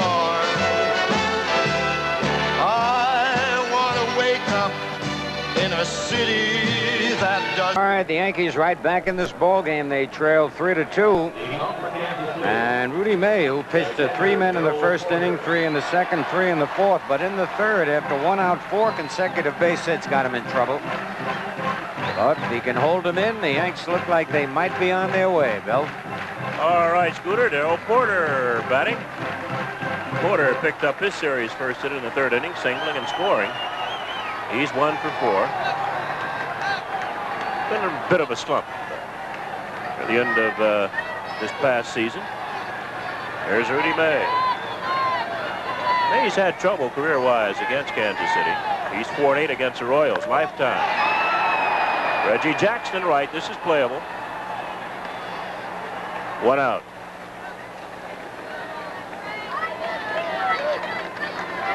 The second baseman, Frank White.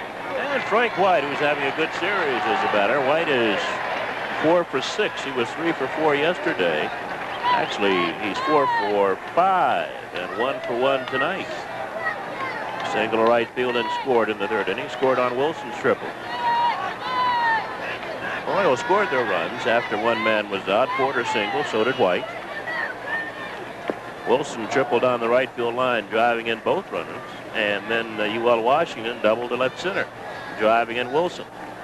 The Yankee bullpen, Davis, Gossage, and Gaylord Perry.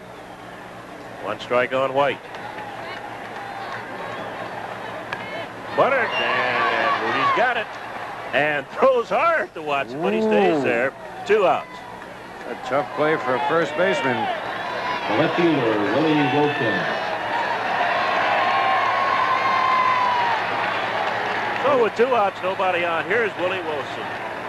Line to left and tripled in a run, scored himself. Actually tripled in 2 runs in the 3rd and scored. Wilson 2 for 7 now in the series so far. The Yankees did a pretty good job of keeping Wilson off the base paths in game 1, although he doubled in 2 in the 8th inning. So he has 4 runs batted in with 2 base hits in this series so far. Ball 1.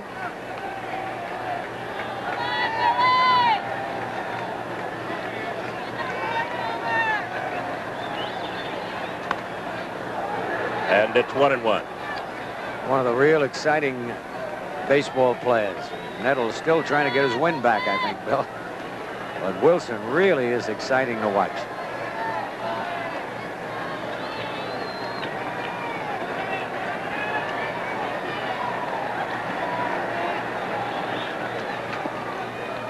Two balls and a strike on Wilson. We're getting a lot of football players, or former football players in baseball. Wilson with this ball club, Kurt Gibson with the Detroit Tigers, and we certainly hope that youngster will be back next year. We've got Rick Leach down in the minor leagues. He played quarterback at University of Michigan.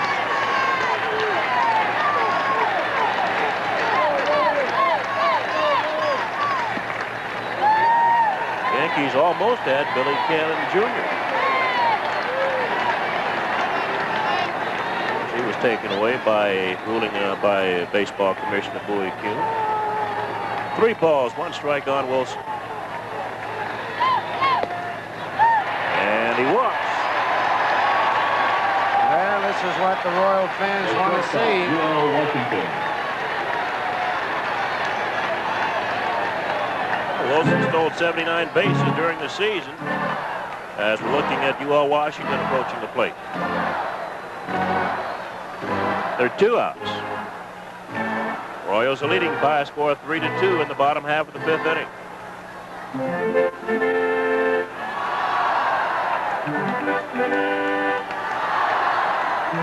There's Wilson.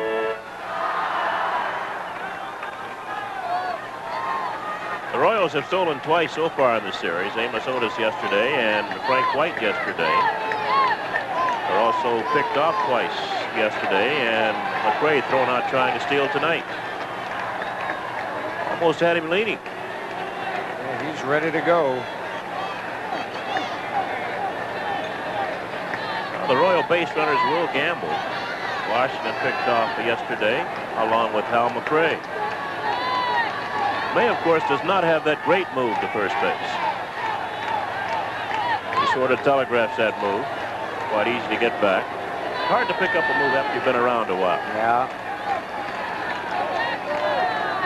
I guess Whitey Ford had a great move to first. Oh, he really did.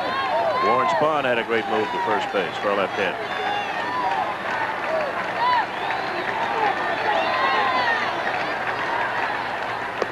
Too high, ball one on Washington. Now Randolph will get in your picture just a moment. He wants to talk to May. I think Rudy's spending a lot of time worrying about Willie Wilson and maybe not enough worrying about the location of the plate.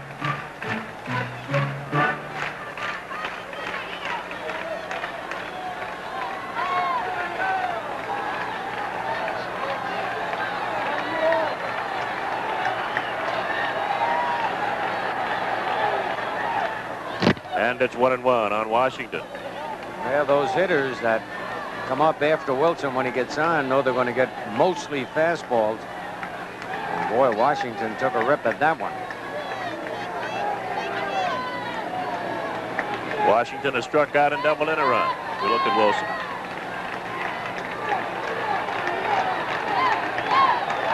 A lot of bases stolen this year in the big leagues. Either the pitchers are not learning how to keep guys on base, or just simply getting more speed.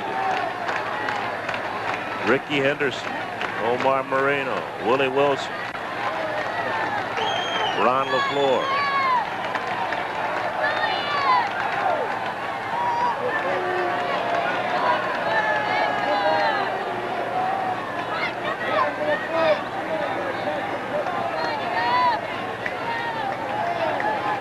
One ball, one strike on Washington. We look at Wilson. There are 2 outs. Royals are leading 3-2 in the 5th inning.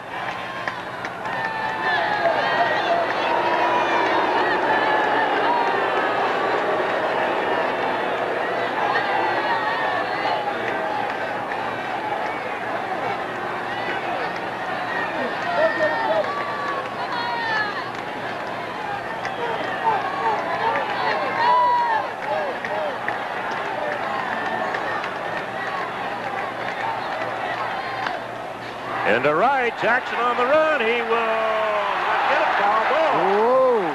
Just down there. Steve Palermo watching it all the way. Oh, man, was that close. That's the first base umpire, McCoy, but there's Palermo. Look at that view he's got. Just barely foul. He's down on his one knee. Great view. This is a great call. Great position to be in for the umpire down the right field line. Wilson would have scored easily. Oh, they count now 1 ball and 2 strikes on Washington.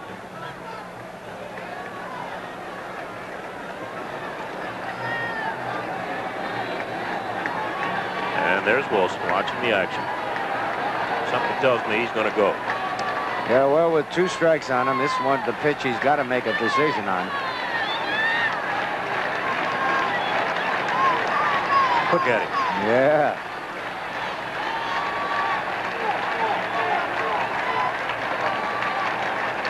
Nope, not going. He had him leaning back towards first base as he delivered. 2-2 on Washington. There's George Brett, who's on deck. Maybe that's why they don't want to move Wilson. They think Washington might be successful. And have Brett batting with some people on base. Of course, the Yankees would rather that Brett bat with nobody on.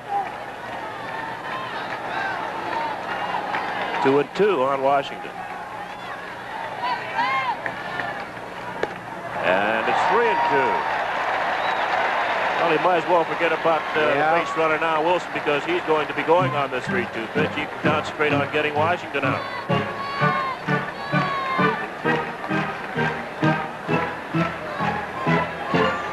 And Watson's going to play behind Willie Wilson.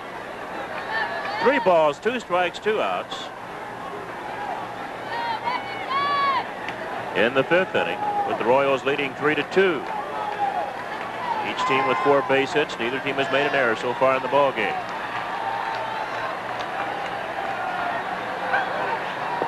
And Washington walks.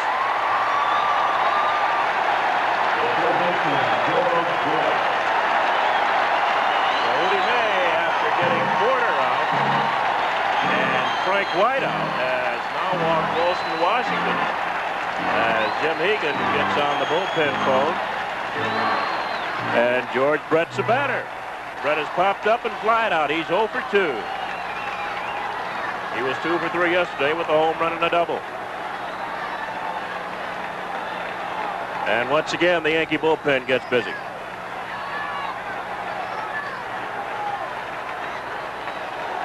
There are your runners at the 1st and 2nd. Good speed on a base pass for the Royals.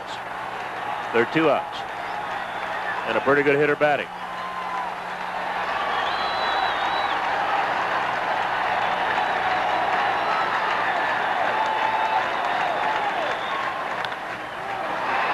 Watson has it. May covering. Sides retired. Fine play. Put out 3-1. No runs. No hits. 2 left at the end of 5. Royals 3, Yankees 2.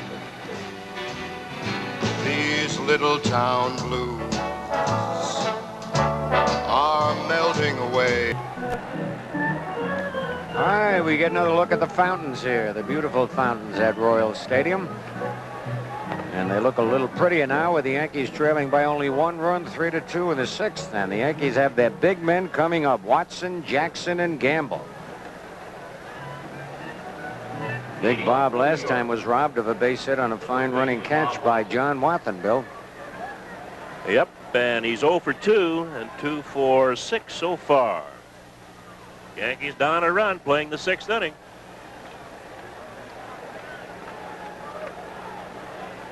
The Yankee bench perking up just a little bit.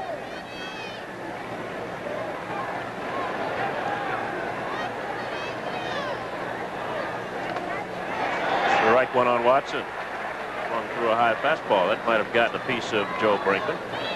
Right on the mask, it got him.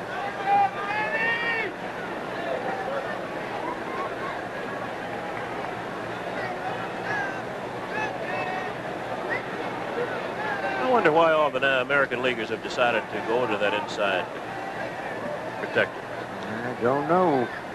Must be some good reason, I suppose. Hope it isn't cosmetic, because it looks better. There's Jackson. He's on deck. 2 strikes on Watson. One of the old...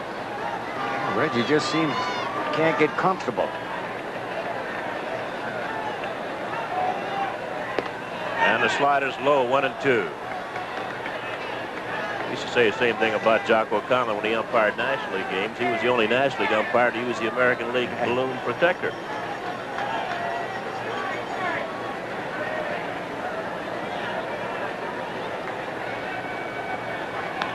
And up foul off first base.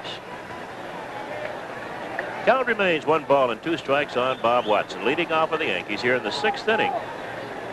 With the Royals leading 3-2 in Game 2 after winning Game 1 yesterday. The Royals won it 7-2 for Larry Gura.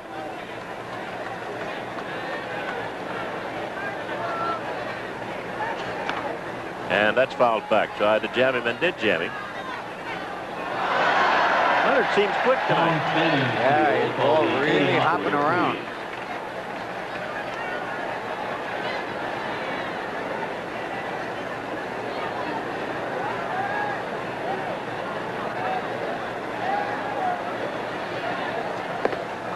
Two and 2 on Watson.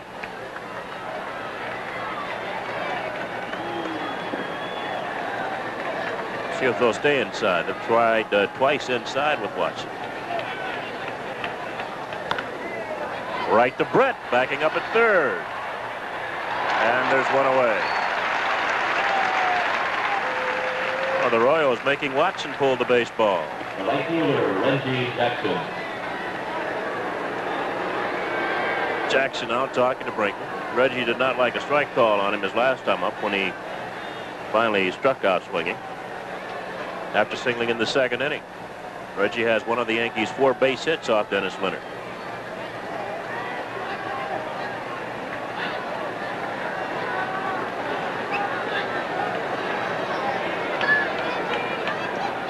And the ball.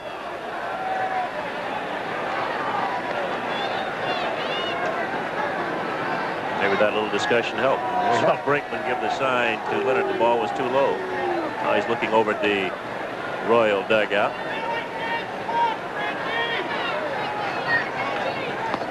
And it's 1-1. Same spot. A little bit higher though.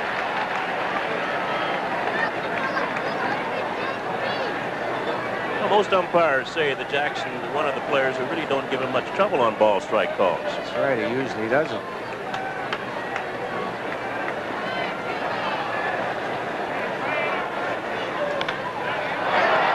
In the left, and Willie Wilson on the run near the line. Whoa! 2 outs. Wilson almost misjudged that ball, but stayed with it. That'll bring on Oscar Gamble, who's flied to center field and struck out. Oscar's 0 for 2. Oscar went out a bad pitch, low and in the 4th inning. So far, Leonard struck out 5. And he's walked just 1. Walked Bobby Brown, and Brown scored in the 5th inning. Deep to right, going back is Wathan. Right there, comes in. Gamble just didn't get it. 3 up, 3 down at the end of 5½. Royals 3, Yankees 2.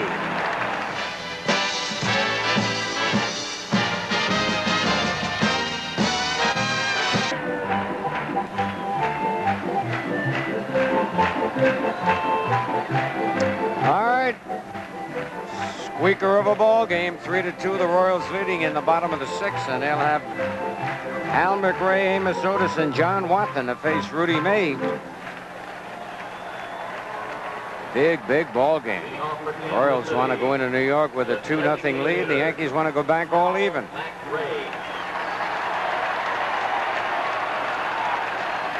They've done a pretty good job on McRae so far, Bill. Yeah, he's 0 for 4, Scooter, with a walk. And then when he walked, he was caught stealing. He was hit by Ron Davis yesterday and got picked off. And takes a strike.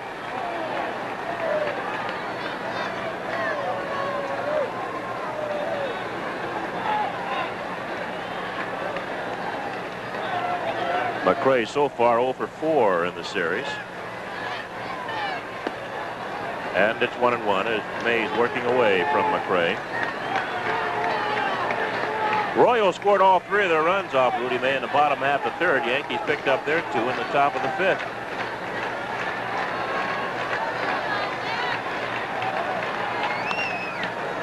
One and 2 on McRae. McRae seems to think he will not be here next year. There's a lot of them. Frank White seems to think he won't be here next year. I don't see how they can afford to lose those 2. Well, they're upset with their contracts, I guess.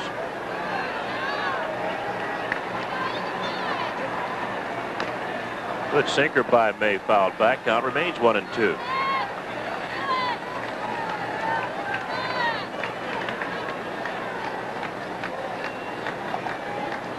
I think the family might be breaking up a little bit.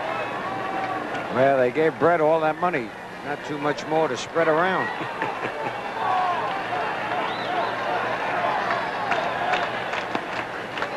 Two and 2 on McRae.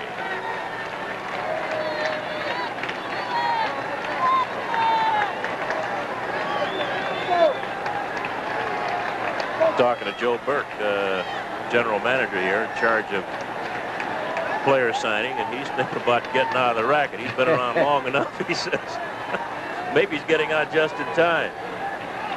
Yeah, he's got a rough job next year. Yeah, Joe's thinking about retiring. got him with the breaking ball as McRae goes down on strikes, and there's one away. That's the fourth strikeout for Rudy May. Amos Otis. Here's Otis. He struck out twice. May struck him out in the second inning, struck him out again in the fourth. Let's watch his pitch again. Down and in again, boy. That's the way Guidry's slider used to break.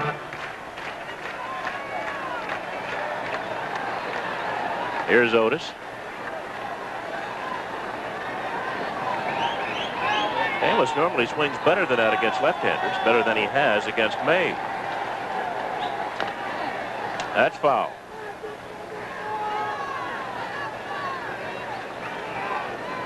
I understand that Otis had an agreement a few years back. There were some right-handers he didn't have to face. Yeah, I've heard that. Gossage is one of them. I think Mike Torres. Another one.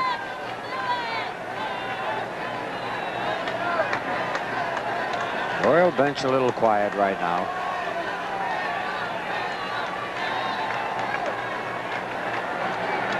I wish I hadn't had to face Koufax.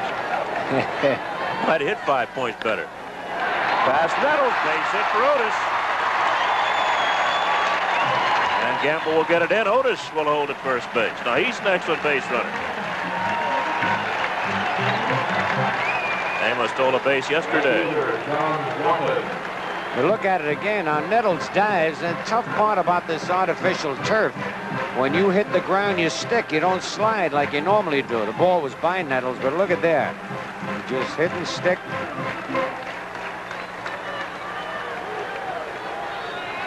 I think Amos Otis is a smarter base runner than Willie Wilson. Not quite as fast, but he picks his spots a little better. Willie just outruns that baseball. John Wathan 0 for 2. Otis at first base, one away. Royals leading 3-2 in the bottom half of the sixth inning. Cerrone wants to make sure that May throws that ball at first base to keep Otis fairly close.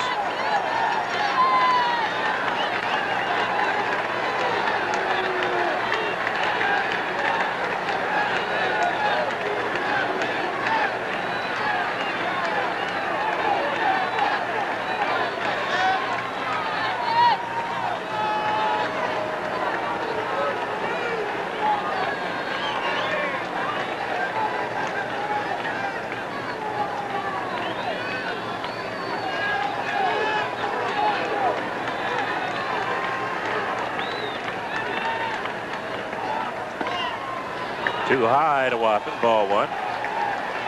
May wanted the pitch.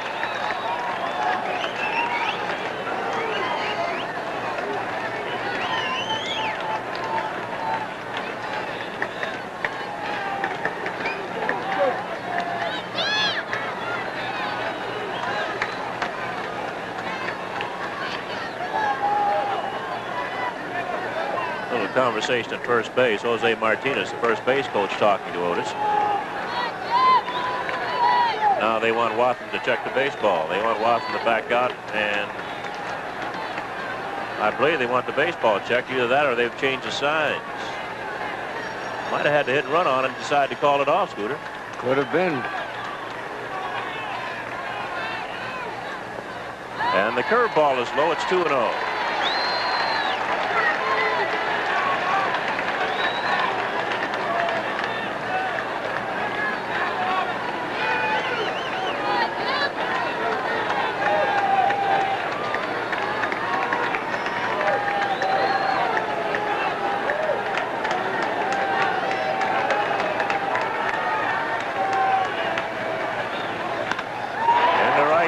Jackson is there. 2 outs. Oh, John Wathan hit that ball hard, but right to Reggie Jackson, and Otis goes back to first base. Willie Aikens. And once again, a little quick discussion between the Martinez and Damus Otis as we looked at Willie Aikens, who's a batter, 0 for 2. Grounded to Watson both times.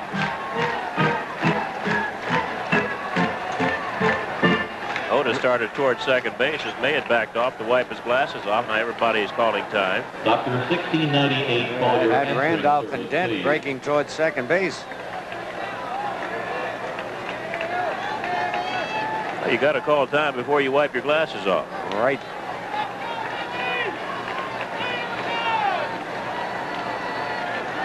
Royals leading 3-2. Ball game slowing down just a little bit here in the 6th inning. Both sides probably just a little bit tight. Yankees need to win to go back to the stadium with the game apiece.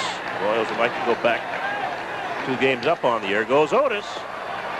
No way you're going to get him. He got a big jump on May.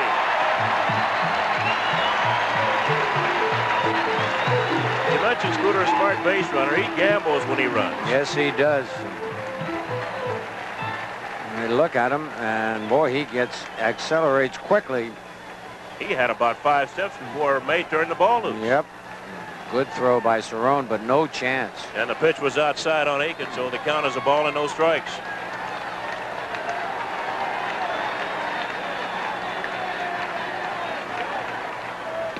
And it's 2-0. Otis has now stolen 8 bases in American League Championship Series play. He holds the record.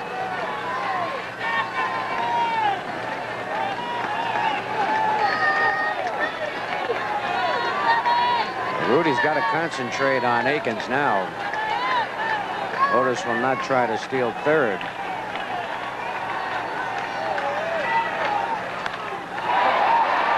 Bobby Brown in center field. The ball not carrying at all. That'll retire the side. No runs, a hit. Man left. Bill Rizzuto will take you over the next 3 at the end of 6. Royals 3, Yankees 2.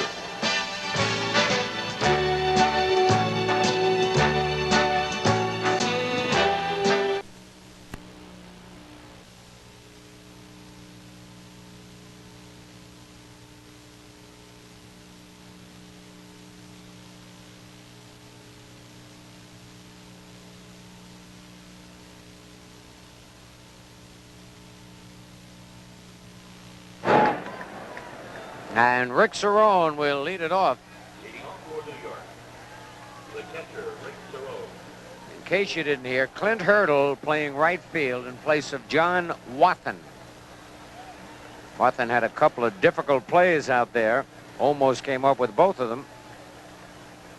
Well, Wathan a catcher normally, although he's played a lot of outfield, but Hurdle the better defensive man in the outfield. You're right, Frank Messer. And now Rick Cerrone, 1 for 2 tonight. Swings and misses. Strike 1.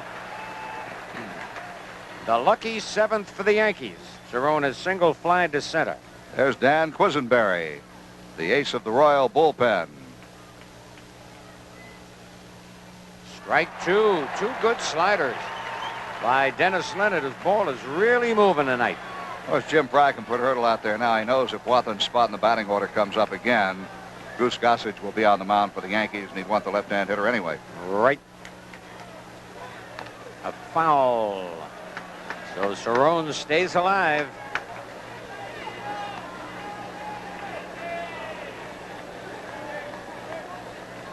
On deck, quick look you got at Greg Nettles, who hit that inside the park home run.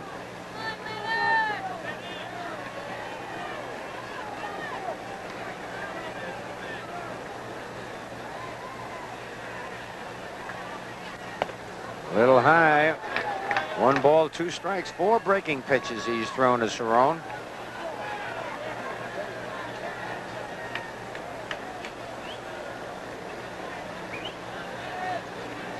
Wants it away. And line to left center field, but look at that, Wilson. Holy cow, what a jump.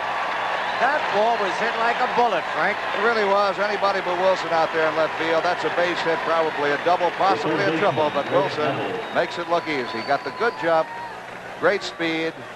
Here it is again. I think the pitch you'll see will be out over the plate, and it is, and Cerrone hammers it to left, but Wilson is on the move by the time the camera picks him up. Right there, makes it look easy. In front of the ball. Didn't even have to reach for it. All right, Greg Nettles, who put the Yankees on the scoreboard with an inside the park homer, takes the strike. First time up, he hit a high fly to center field.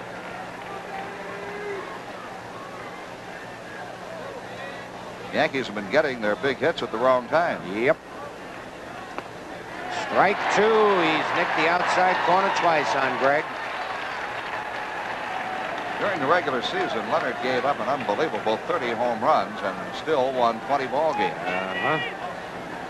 It's amazing they hit that many homers. His ball really moves. Always has a bad first half. He wants it down and in, and he gets it too far down and in. 1 ball, 2 strikes. You know, if Dennis Leonard ever put 2 halves of the season together, he might win 30 ball games. He could. Might have to do something in spring training. 1 out, 3-2. The Royals leading, top of the 7th. He got it down and in again. 2 balls, 2 strikes. It's been a very effective pitch for Leonard so far tonight. Got 5 strikeouts.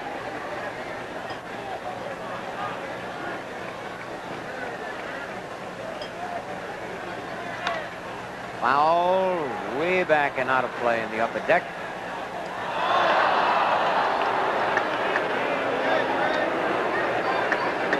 Leonard changes a lot of baseballs. Looks for one he can get a better grip on for his breaking pitch. It's amazing that Nettles is able to have the bat control he has, Frank, with so little time to get back in shape. Very true. And Greg told us that he wasn't worried about his timing with the bat as much as he was with his timing in the field. He got him with that breaking ball down and in. 6th strikeout for Dennis Leonard. Boy, that's a tough pitch. We'll watch it again. Here it is, breaking down and in to the left-hand hitter, and Nettles swings right over the top of it. All right, Bucky Dent tonight, 0 for 2, struck out and bounced to 3rd. Bucky had 2 hits in yesterday's game. And lines one, but Washington with an excellent jump makes the play. 2 hard hit balls, 1 strikeout, 3 up, 3 down. End of 6½. Royals 3, Yankees 2. I'll make a brand new start of it. Well, we gazed down from the helicopter carrying one of our cameras over Royal Stadium, and now a closer look at this big crowd. Every bit as big, I think, as it was yesterday when we had 42,598, although I have not heard an announcement made on tonight's attendance. Not yet, Frank. Darrell Porter will be followed by Frank White and Willie Wilson here in the bottom half of the 7th inning. Rudy Mays got to hold the Royals right here and hope the Yankees can come back with the runs necessary to win it in their final 2 at-bats. All right, Frank, and the Yankees do have another chance to get their big men to the plate in the 8th or 9th inning. Darrell Porter has singled and scored and flied to right. Bounce to second. Willie Randolph right there, and they got Porter at first, 1 away. Bob Watson. The second baseman, Frank White. And now Frank White will be the batter. White singled and scored in the 3rd inning, and then hit back to the box, trying to beat out a bunt. White had 3 hits yesterday.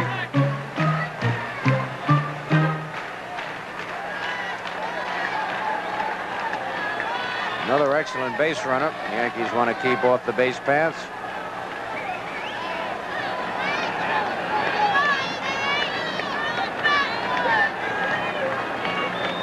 Strike 1. A lot of people wonder, as good a hitter as Frank White is, why they have him batting 9th.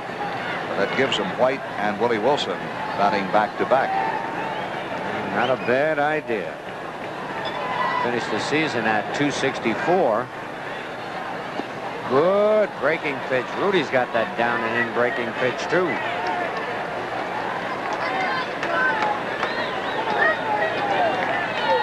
Royals 3 runs on 5 hits. The Yankees 2 runs on 4 hits.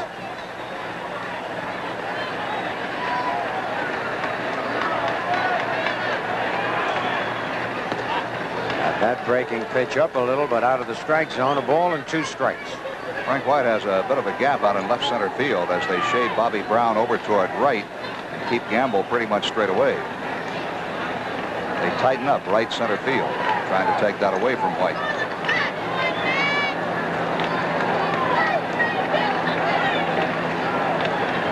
That is an awful big gap out there, and Bobby Brown playing very shallow. And he lines one to left for a base hit. Curveball he got out in front of. So White, red hot hitter, 5 hits in the first 2 playoff games. And with White at first, Willie Wilson will be the batter.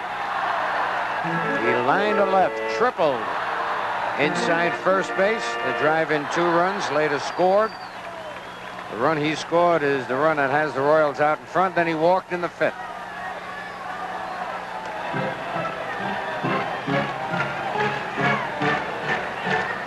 Looked like the goose running down there, Frank. Well, you hate to see him come in when you're behind the ball game, but if it's necessary to stop the Royals, Dick Howser would have to use him. Yep. That was Gossage that ran down and started warming up. Ball 1 to Willie Wilson.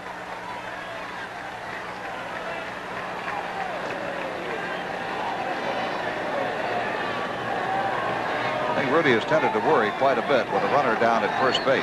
He really has.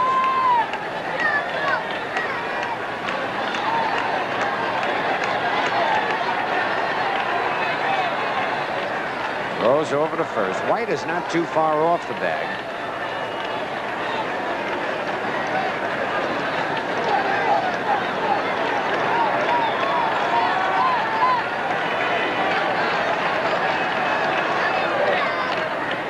Foul back and out of play, 1-1.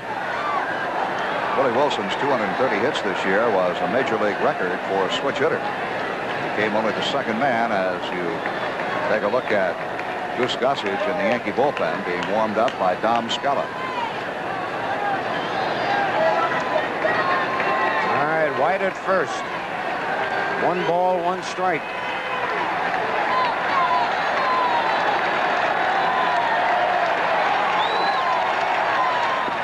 Good curveball. 1 ball, 2 strikes.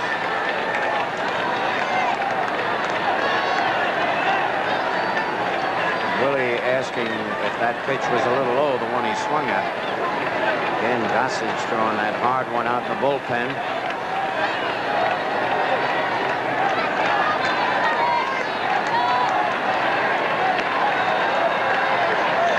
One ball, 2 strikes, 1 out. 3-2, the Royals lead.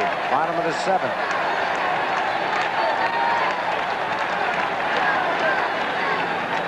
Low, good scoop by Cerrone on a short hop.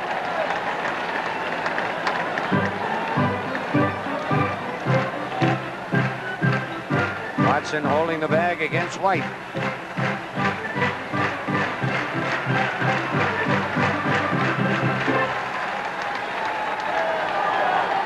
Two and 2 on Willie Wilson.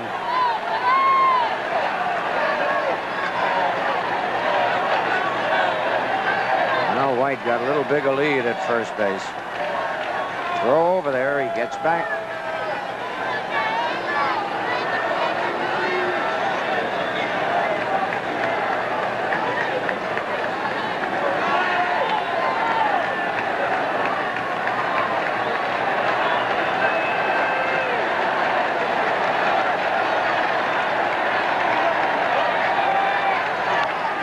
Nice play. Great play.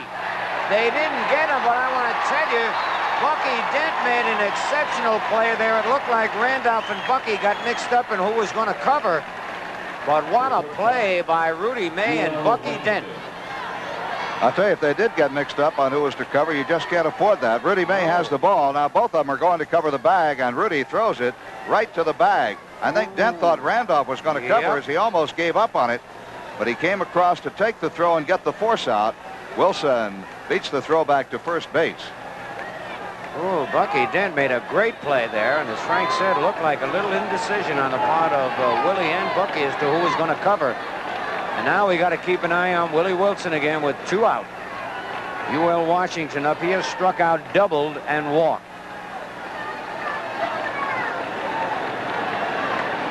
And now Rudy wants to talk with Cerrone. How do you get the indecision if that's what it was at second base? And of course we don't know. It looked like it was. But how do you get that? Doesn't one or the other give the sign on every pitch? No, you're absolutely right, Frank. And I have noticed each time a runner was at first, Rudy would turn around and ask who was covering. That time he did not. With the intensity in which this game is being played, sometimes you forget. And that could have been a serious blunder right there. I think May did the right thing, though. He threw the ball right to the bag. Yes. Said, here it is. Somebody catch it and get the force out. All right, 2 out. Rudy throws over there.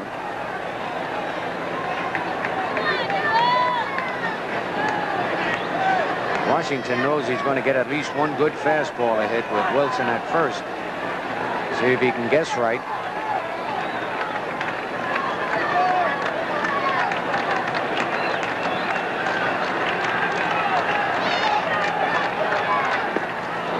Swung and missed the fastball. Strike one.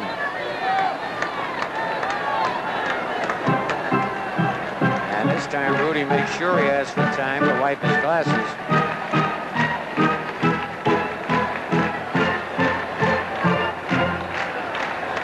Each pitcher has had one rough inning. Rudy in the 3rd inning. After 1 out, 4 straight base hits, and the Royals picked up all 3 of their runs, and Leonard in the 5th. And gave up the 2 Yankee runs. Well, Washington with that toothpick in his mouth.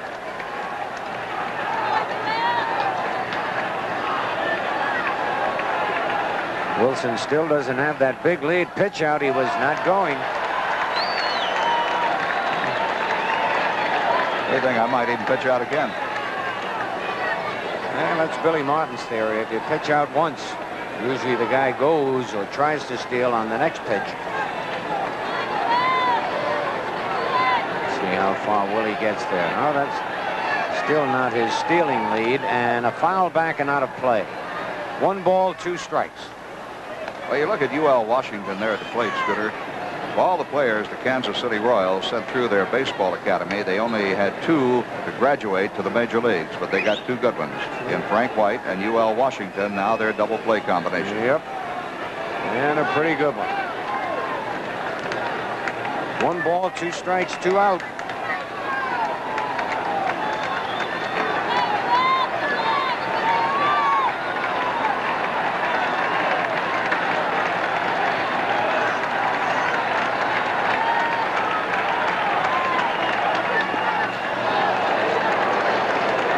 Close, but he took it. It's 2-2.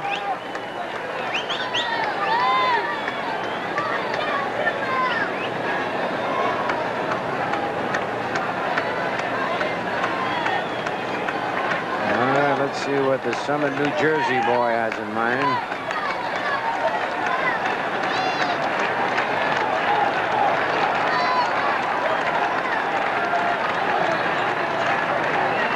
And a bouncer to Bucky Dent.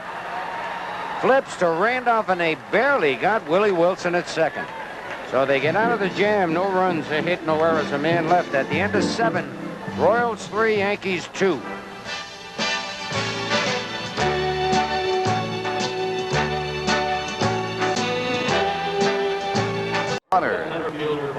Leonard scored on twice in the 5th inning when Greg Nettles hit an inside the park home run. A 2-out walk to Bobby Brown, a double by Randolph, and a drive to right field that John Wathan dropped. But since that double by Randolph, Leonard has retired 7 in a row. And here we go to the 8th. Time starting to run out, Bill. All right, and a ground foul outside of first. Ooh, that frisbee just missed going in the Royals dugout.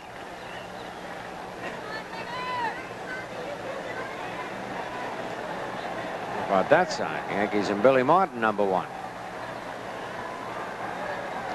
All right, Bobby looking for his first hit of the playoffs.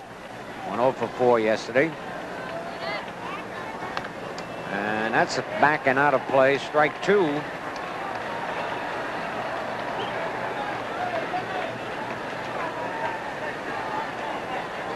Dennis Leonard allowed just 4 hits and struck out 6 in this ball game.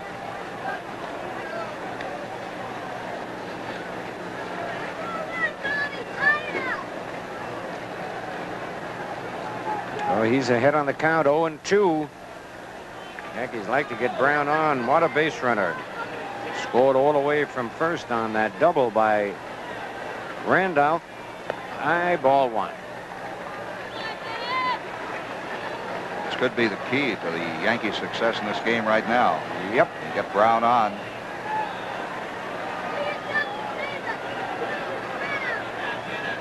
High ball 2. 2-2. Leonard doesn't seem to have lost anything off his fastball, Frank. No. He's strong. He probably has the best stuff on this pitching staff. Just amazing that he always has a bad first half of the season, comes back so strong in the second half. For example, at the All-Star game this year, he'd won 7 and lost 7. Wound up a 20-game winner with only 11 losses. That meant he was 13-4 over the second half. Oh, there's the pitch. He couldn't check it. Leonard gets his 7th strikeout, and most of them on that slider down and in. It's not even a strike, but that's the way Guidry used to strike him out. I was going to say, you said a right-hander Guidry, slider right there. Here it is again. Way out of the strike zone and smothered in the dirt. Really by Darrell Porter, as he just did get the mid under it. All right, Willie Randolph flying to right, struck out double to drive in a run. Ball 1.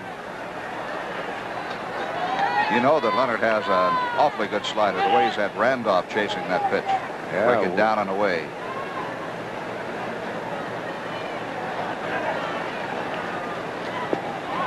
Two balls, no strikes.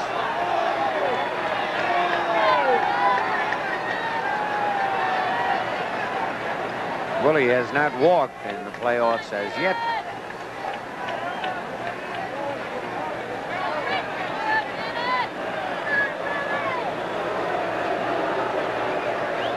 Three and oh no. Started to say 3-0. But Joe Brinkman crossed me up. And Bobby Mercer on deck trying to get comfortable.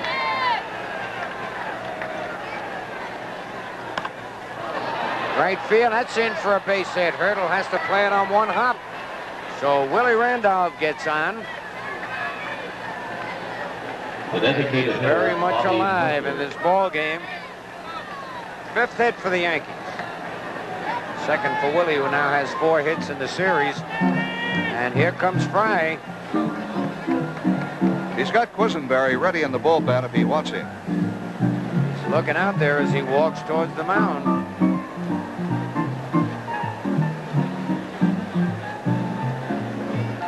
Very, very slow walk, and we'll see.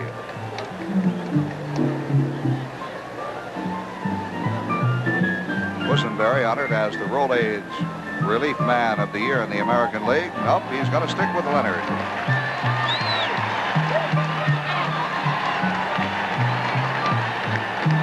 Probably just wanted to go out, ask him if he was tired, if he wanted to come out. All right, Bobby is 0 for 3 in this game. He lined to first, bounced to first, and struck out. If Mercer gets on, I have a feeling we'll see Quisenberry pitch to Watson.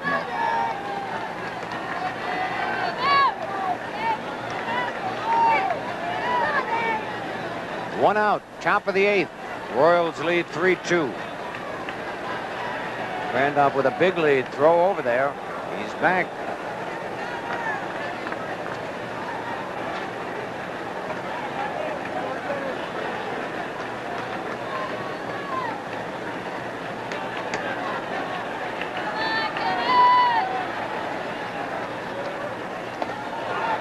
Strike 1 to Bobby.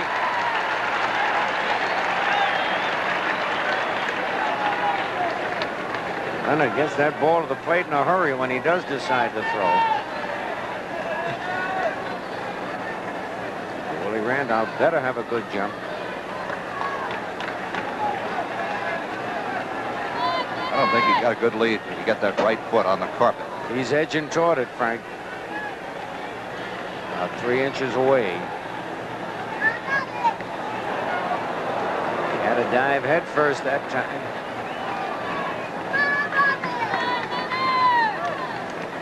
One strike on Bobby.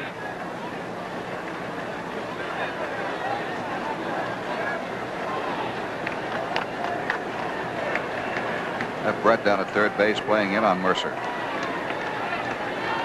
Another quick throw, and Willie is back just by the fingertips.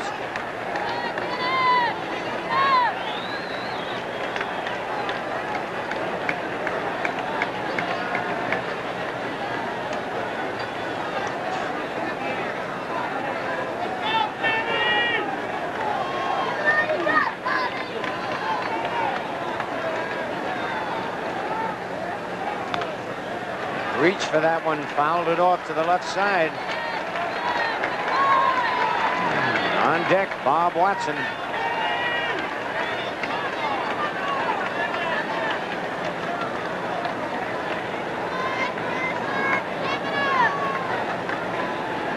Randolph's been on base twice tonight, but neither time have the Yankees advanced him.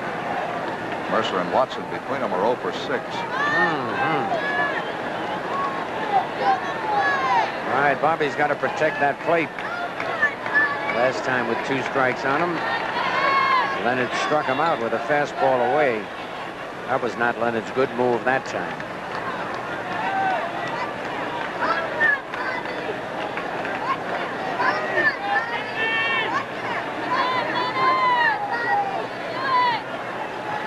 Leonard grips that ball with the seams.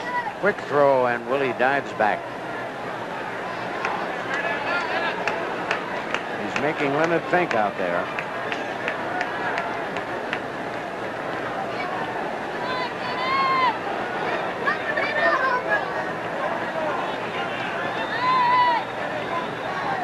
Struck him out again. 8 strikeouts for Dennis Leonard.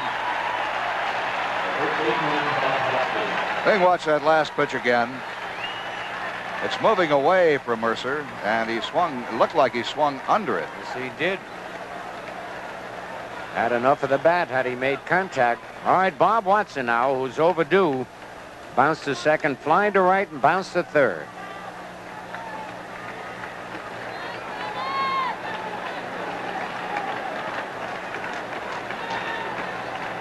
Willie Randolph now just about has that front foot on the carpet, but he gets back.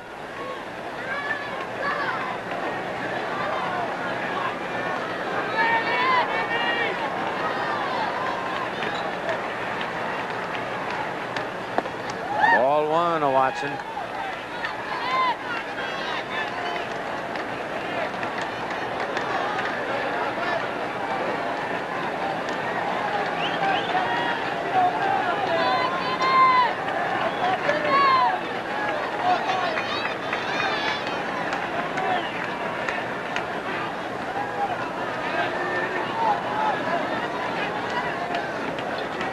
Two men out, 3-2, the Royals leading, top of the 8th.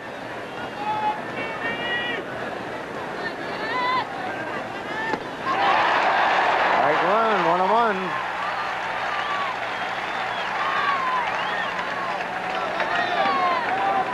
Now the Yankees swinging and missing.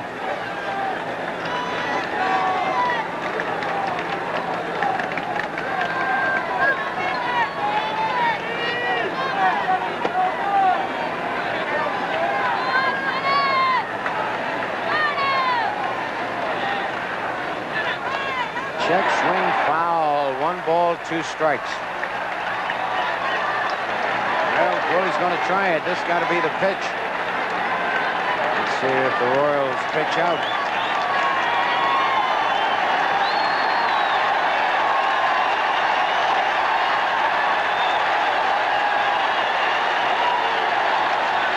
Well, these fans are cheering. You'd think this be the final out of the ball game instead of the 8th inning.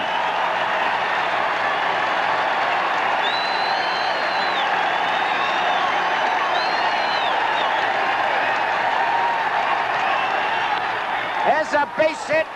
Willie might score on this one if the ball take no with that. They're going to try it. Sending him in.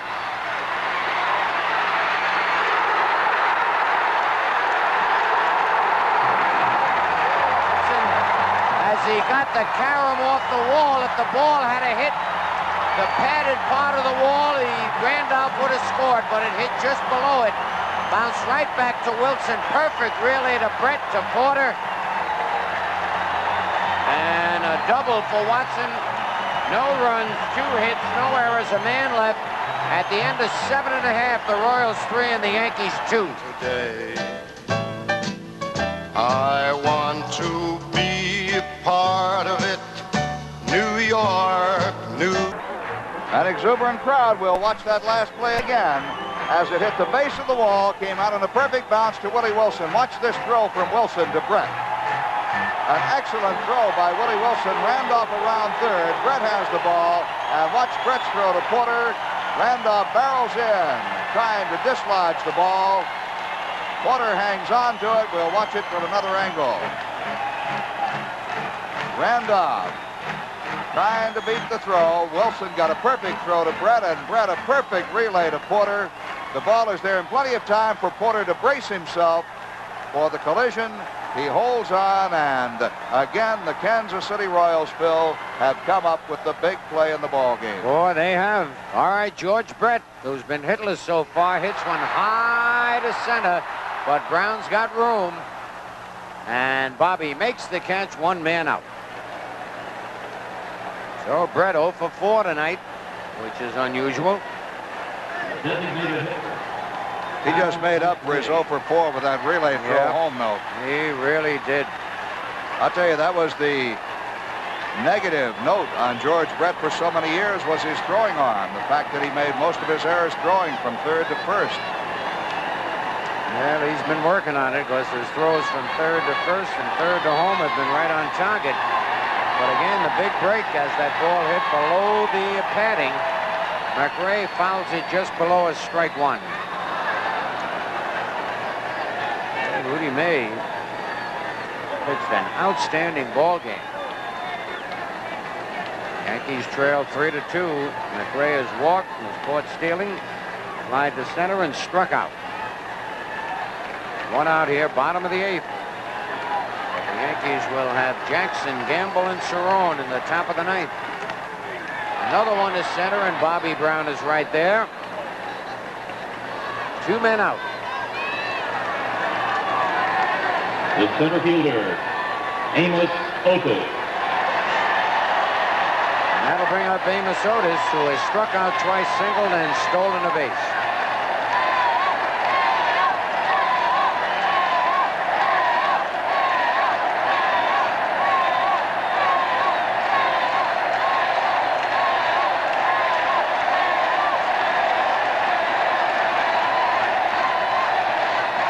All right, 2 out, nobody on. Bounce it is short, Bucky Dent. Over to first, they got him. So a very easy inning. 3 up, 3 down, end of 8. Royals 3, Yankees 2. New York, New York. Well, another Royals attendance record set here tonight as they have 35 more people than yesterday. 42,633 tonight, making the total paid attendance for the first 2 games of the American League Championship Series 85,231. So now we go to the 9th inning, last call for the New York Yankees, and Reggie Jackson to lead it off. He'll be followed by Oscar Gamble and Rick Cerrone. Phil? All right, Frank, and Mr. October is definitely due right now. He has only 1 hit in the playoffs. He singled his first time up, then struck out and flying to left. And the Yankees trail by 1, top of the 9th.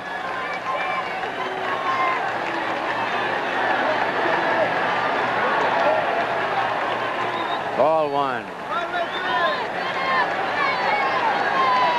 Leonard keeps pitching Jackson outside, and then he'll come in with that slider down and in.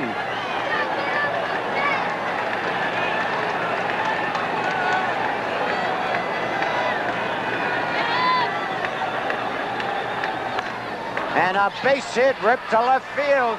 Reggie hustling down, makes the turn, holds on. So that time Reggie looked for the pitch away and went with it. His second base hit. Base hit number 7 for the Yankees. And here comes Fry. He's going to go to his bullpen. He'll want Quisenberry, I believe. He made the right-hand sign. He's also got a left-hander out there.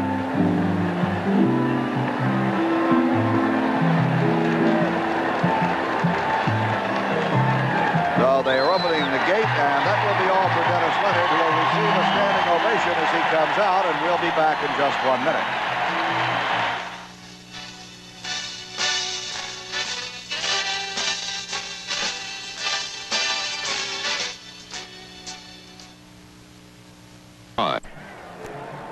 Dan Quisenberry comes on here in the 9th inning. He of the almost underhand delivery. 12 wins during the season. 33 saves. He'll be pitching to Oscar Gamble. Quisenberry led the American League with 75 appearances. He tied with Rich Gossage for the top spot in saves with 33. And he earned the Rolaids Fireman of the Year award while establishing a new record with 83 points.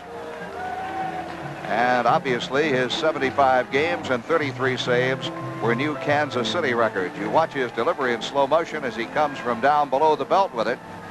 You would think perhaps tough for the right-hander, but not that tough for the left-hander to hit, as Jackson meets with Jeff Torborg, the first base coach. And Oscar Gamble waits to step in against Quisenberry. Gamble against Leonard, lined deep to center, struck out and flied out. So Oscar is 0 for 3, and the game is on the line here in the 9th inning. Jackson at first base, nobody out. The Royals lead 3-2. Phil? All right, Frank Messer. So still plenty of excitement left in this ball game. Gamble twice has hit the ball hard, once to deep center, once to deep right. In between, he struck out. Time is called. Reggie Jackson at first.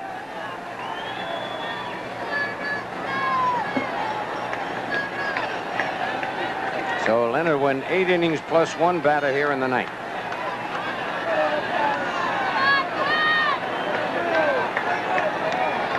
And waiting for Oscar to get ready.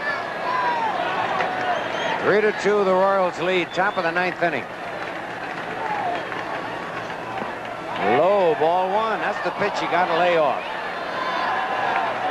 Looks like a strike, and that underhand delivery makes it sink. The Royals beat the Yankees 8 times in the regular season. Scooter. Quisenberry had 1 win and 2 saves. He pitched 12 innings, allowed 10 hits, walked 1, struck out 4. All right, Oscar guarding the plate. Strike ball. Look at Oscar. He was very unhappy with that ball. Stormed out of the box, shaking his head. Watch it again on the replay. Breaking away from Gamble. Oh, it looked like it missed the plate. Oscar thought it was outside. And that's tough because if the umpire makes you swing at that pitch, it's tough to hit it solidly. He jammed him, loops it, and Frank White is there to make the catch. Out.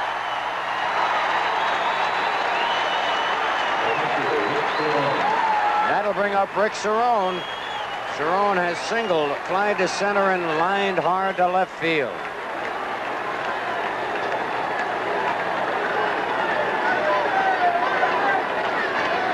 And I wouldn't put it past Reggie Jackson to try and steal a base.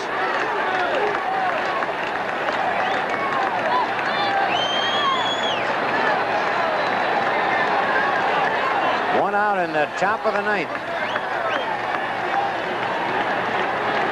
Steinbrenner finding it a little hard to breathe right now.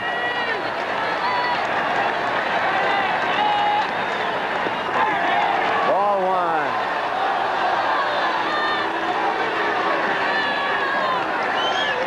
Quisenberry's got to throw a very heavy baseball. When you throw from that kind of a delivery and it's sinking most of the time.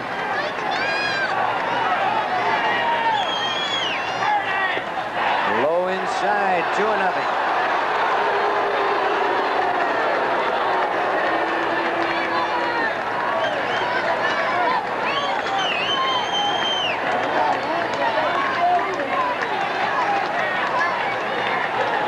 Jackson at first.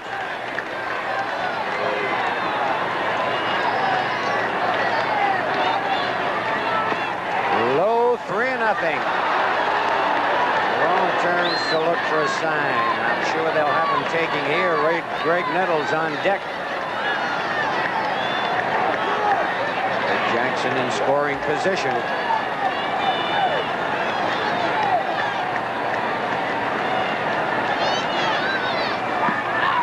Strike one. All over the heart of the plate.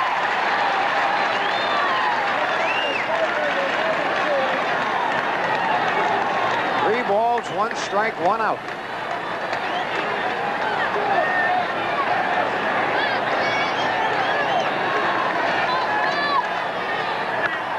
And a base.